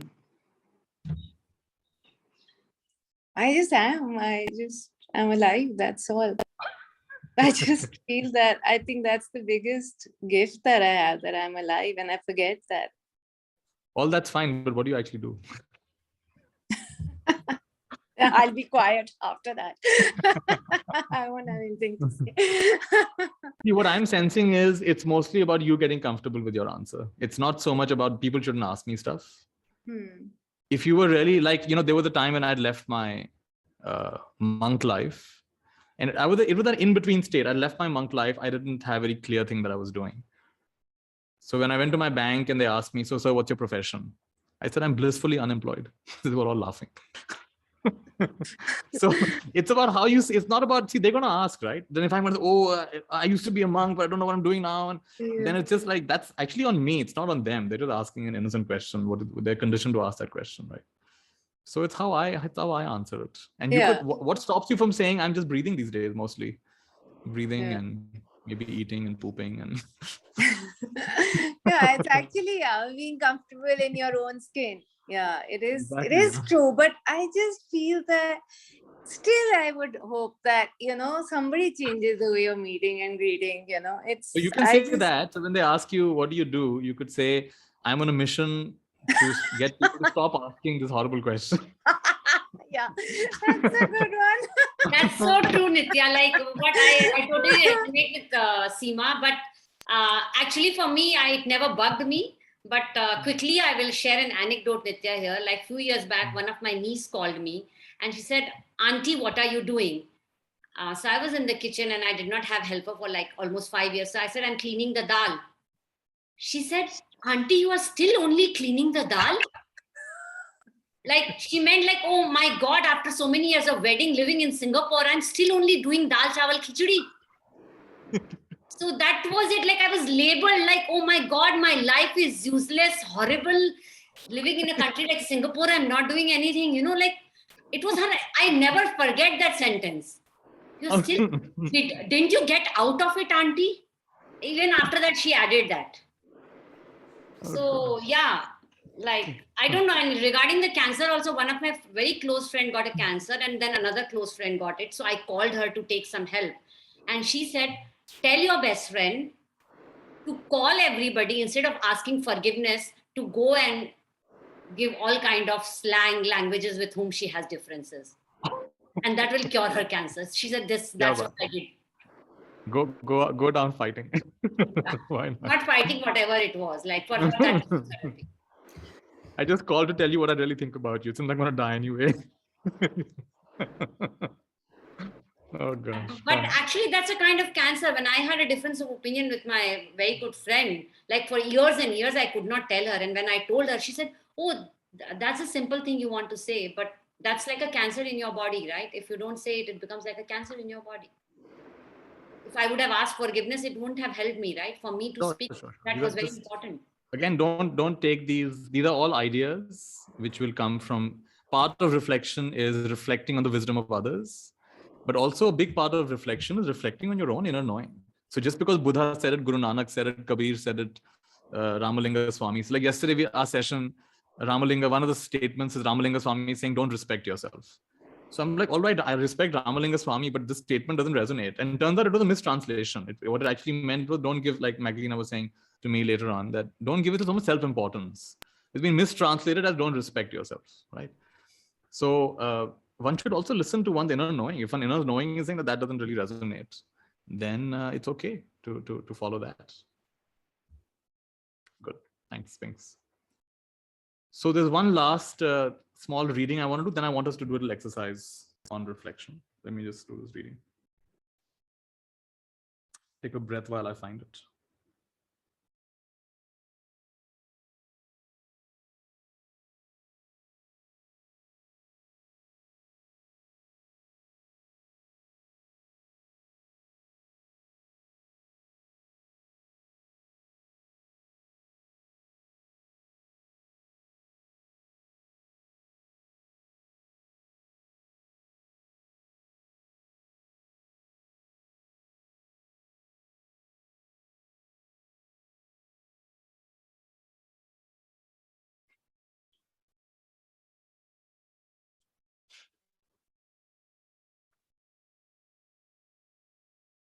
All right.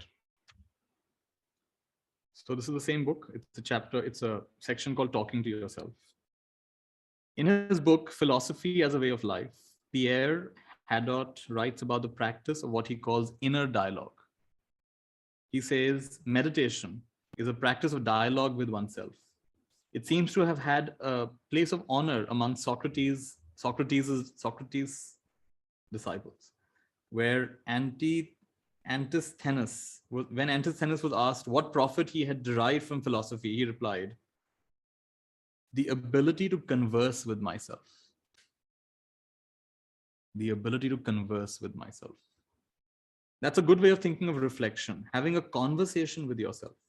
This could be in the form of question answers. Asking yourself questions can help you penetrate into a subject more deeply. Just keep on asking questions, giving answers, and then asking more questions. For instance, you might be thinking about the threefold teaching in Buddhism: ethics, meditation, wisdom. You might ask yourself how or why the practice of ethics helps us to concentrate. So here's how this conversation might go. So he's giving an example of a conversation he's having with himself, right? So concentration leads to samadhi or absorption, or even wholeness or integration. So the practice of ethics helps us to become integrated and whole. What is ethics? That you become mindful of your words and actions, so you're not hurting and harming anybody. So what he's saying is the practice of ethics helps us become concentrated, which also means become integrated and become whole. Then the question to himself is, what does it mean?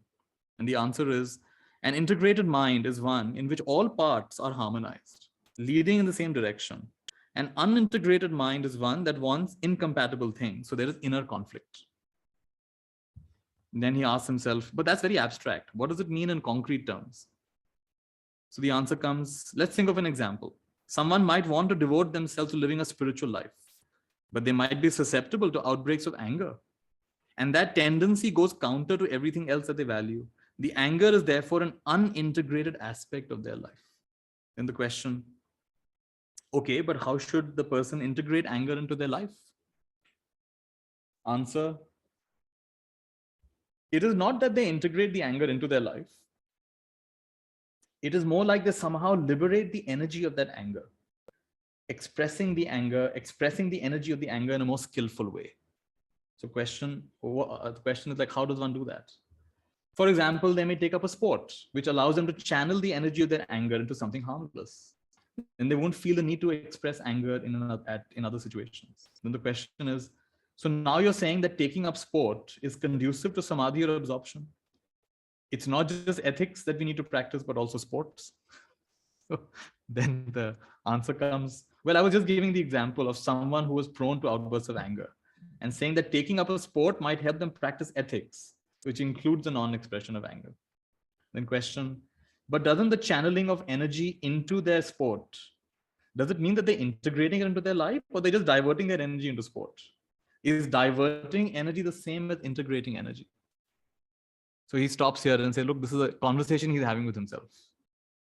Conversation about ethics and samadhi. And it's gone in all these different interesting directions, right? And inconclusive, I mean, one can keep going, but he's having a rich conversation with himself. This is a process of reflecting by talking to oneself. Obviously, the conversation can go much further and deeper and perhaps throw up more questions than answers.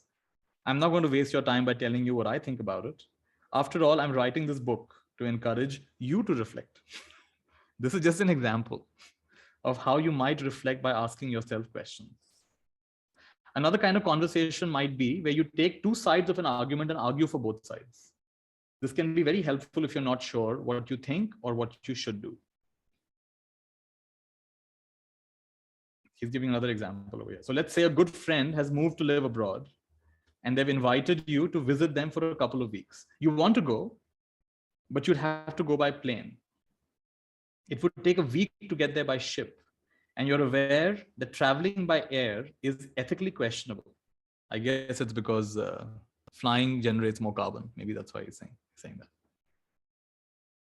So you have an ethical dilemma. So here's how you argue for and against. For, my friendship is very valuable to me. So I think the benefits of visiting my friend outweigh the ecological impact of flying. Against, everyone thinks like that for their own situation and everyone continues to fly. Meanwhile, we are headed for a global catastrophe. For, assuming that those scientists are right who argue that we are responsible for global warming, but not all scientists actually agree on this. Against, True, but the majority of them do. And while we can't be 100% certain, we should assume that it is the case. 4. Okay, but I don't think that my situation is the same as that of everyone who flies. Many people go on holiday abroad when they could easily have a holiday in their own country, or they could travel by train, or they could travel by ship. Against. That may be true, but I expect most people who fly will have their own very good reasons. This is called rationalization. 4.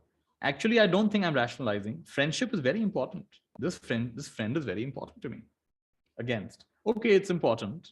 What we're trying to do is weigh up the importance of visiting her against the possible negative effects of flying. Can you justify it?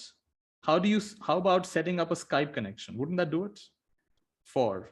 I can do that, but I don't think a Skype connection is a substitute for actually being with my friend. Perhaps I could plant a tree to offset the effects of my flying. Against. It sounds dubious. So, and again, the argument could go further. But this is another version where you're having a conversation with yourself for and against. I would recommend you actually do it in the hot seat style. You know the hot seat? You actually put 2 chairs. When you sit in one chair, you argue for one side. You physically get up and sit in the other chair, you argue for the other side. And sitting like this from one chair to the other, this is called the hot seat. It's actually a very powerful way of clearing your thoughts. You can try doing that sometime. It's called voice dialoguing in inner child. Voice dialoguing. One of the ways to keep your mind on a topic is to write about it. So once I asked my teacher, Sangha Rakshita, how we could learn to think. And he suggested that we write about the same topic every day for half an hour. A few years ago, I decided to try it out. And for 2 months, I wrote down everything I already knew about the topic, everything I'd learned from others. The second day was more difficult because now I had to write down my own thoughts. So I sat there for some time, bringing my mind back whenever it wandered off, fighting with the urge to do something else and trying to ignore the little voice saying, this is a waste of time. However, I did manage to write something, and this felt like a small victory because it was my own victory. Yes, it's possible to have an original thought if I sit here long enough. And as the days went by, sometimes I sat there at a loss, not having anything to write about it. And on other days, it was as if the floodgates opened. I wrote pages and pages. Sometimes I wrote for over an hour. Writing can help the process of reflection because when you write your thoughts, you objectify them. There they are on the page, so you can always refer back to them. Whereas if you're just sitting down to think, your thoughts are a little elusive. What was that thought? What did I just think? How do I relate to it? Another phase of this process is if you write an essay or give a talk. This would mean putting your thoughts into some kind of shape, ordering your thoughts so they make a coherent argument. This is quite different from the first phase, which just consists in having new and perhaps startling thoughts about something. The first phase can be creative and exciting, but a little chaotic. The second phase is in testing your ideas out and seeing if they really make sense, if they're coherent. And he gives a very nice quote from Francis Bacon, which I really like. He says, and of course he uses the word man, but it applies to women as well. Reading maketh a full man, conference a ready man, writing an exact man. So reading makes you full. Conference means talking to others. Reading makes you full, conference makes you ready, and writing makes you exact. What a great quote. Reading makes me full, conference makes me ready, and writing makes me exact.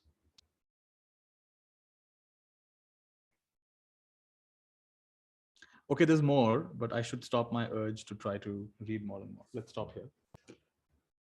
And now I would like, for the rest of the time that we have together, about 15 minutes or so, I want you to now apply what you've learned. All right. So you will now, in any way that works for you, it could be by writing, it could be by sitting with yourself. You will practice what we've learned. What you basically learned is be in a timeless state. Even though I said 15 minutes, be in a timeless state, be in an unhurried state. Allow yourself to be useless. This may be an unproductive activity, which is fine. Allow yourself to become aware of what is happening. It could be in the form of a conversation with yourself. It could be about noticing where your attention goes. It could be about writing some things down if they come. Maybe keep your notepad ready close by if you feel like writing something, that's fine. But essentially, you will allow yourself to be reflective.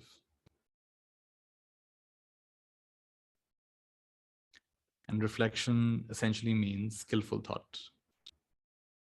Or even if it's an unskillful topic, you can think about it skillfully. So I think that's more than enough introduction.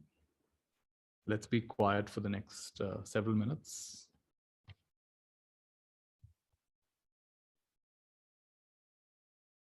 Enjoy.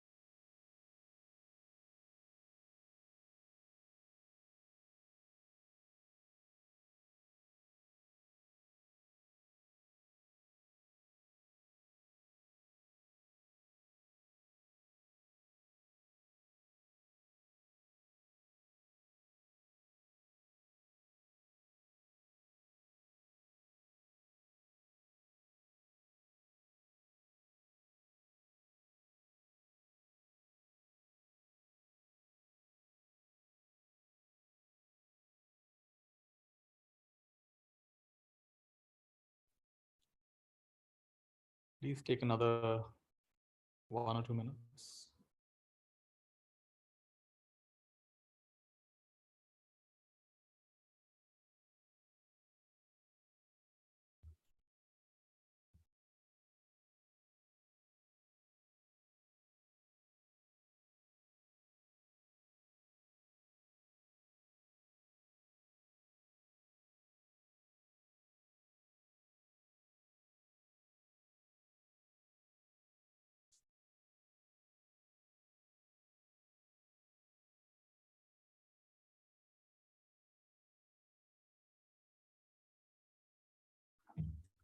All right, so it's time to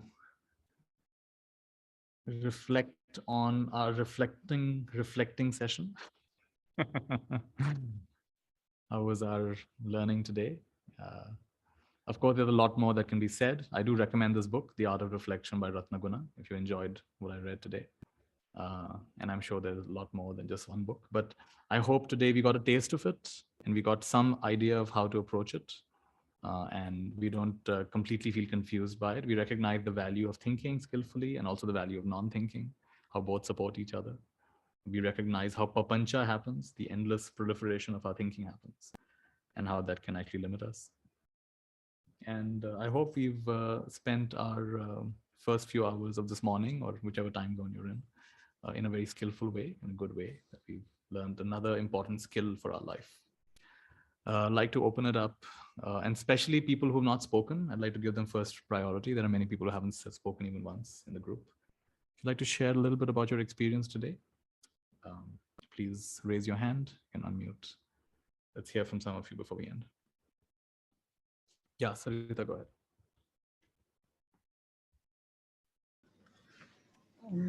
Thank you, Nithya. This was a very important session for me. I have always been having this questions as to whatever methods or modes or ways I'm reflecting. Is it correct? Am I reflecting too much? Is it nonsense? A lot of it. So today, a lot of answers I've got through the session. Especially that I want to share right now is about this reflection time that we spent. Some observations. When I'm reflecting and there are no thoughts, that sort of state. If I'm looking at something which is non-moving, then I tend to nap off. I feel sleepy. But something that is moving, then I am in that no mind state. So I think that's something what I felt was very strange. Also, the body temperature was reducing while I was getting more calmer. So it also brought in this idea or the understanding that in the day, if the body temperature is going high, that means there's a lot of non-productive thinking or useless or that thinking is so unneeded, that so much torture we do to our body is what I felt right now. And in that peaceful state, I could actually feel my body temperature going down. I could feel the breeze, and I think that was very blissful. Thank you very much. And today's session is very awesome. I'm going to get this book. It's really wonderful. Thank you very much. Thank you, Sarita. Santosh, go next. Namaskar. Namaskar. I really enjoy your session. I got a reference from the BSR, sir. I'm a mentee of BSR. So this is the first time I'm attending your session, and it's wonderful. And I really happy that sometimes I never do anything, just be quiet. So it is good. So I'm so happy that I'm in a right direction. So doing nothing is great, and I really like it. Thank you so much. So nice, Santosh. Yeah. Thank you for sharing. Sarita, go next. Savita, go next. During the reflection, one question popped up regarding the samadhi state. I have a question. That was associated some sports activity to be taken. I have a question that samadhi state can be attained if one does take an activity, for example, sports, and get involved at all conscious level. Mm-hmm. Is my understanding right? I would say complete like, involvement? in the traditional sense, samadhi is a place where you lose track of having a body also. So I think sports can be very energizing, and they can be good for health and circulation, and they can expend some extra nervous energy. I think, and it does, and of course, sports require focus to be in the flow, to be in the zone. You require a good deal of focus. I'm not sure sports can take us to samadhi itself, although they can be quite That's the helpful. question that popped up. Yeah, because it can take to a complete involvement, but not a complete nothingness state or complete, I mean, non-existent state. That is what that came.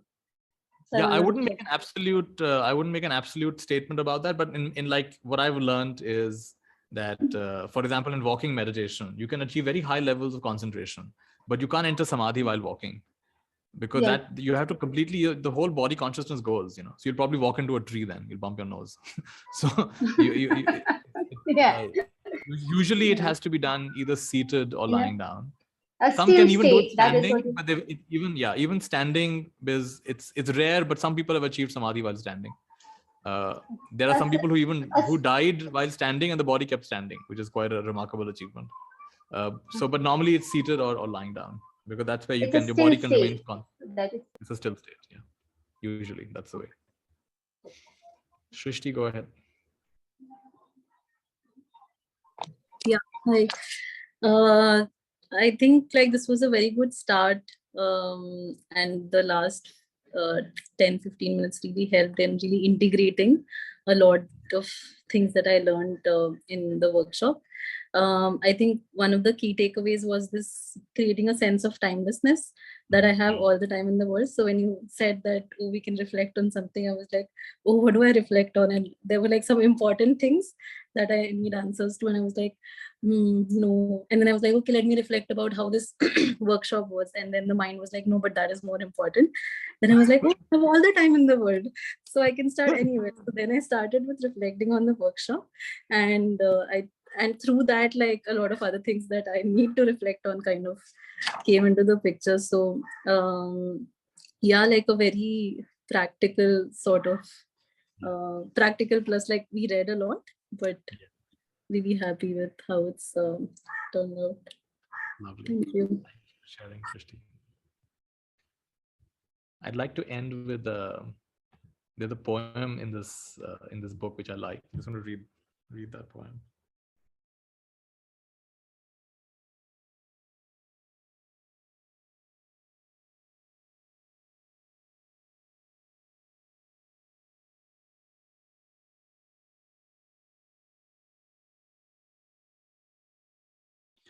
This is a poem by Naomi Shihab Nye. I don't know if I pronounced her name right. Probably massacred her name. But anyway, basically Naomi is written this poem. Before you know what kindness really is, you must lose things. Before you know what kindness really is, you must lose things. Feel the future dissolve in a moment, like salt in a weakened broth.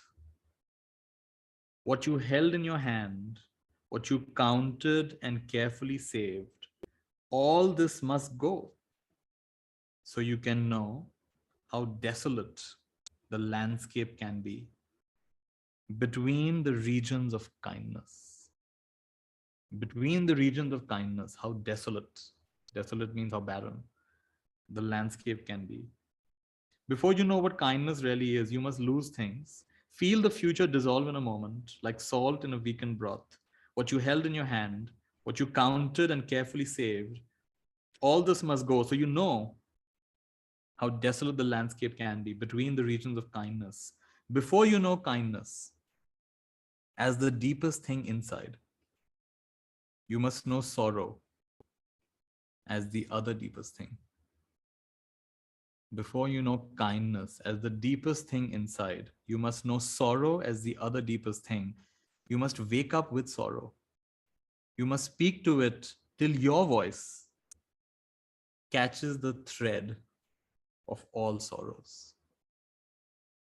You must wake up with sorrow. You must speak with it till your voice catches the thread of all sorrows, and you see the size of the cloth. and you see the size of the cloth.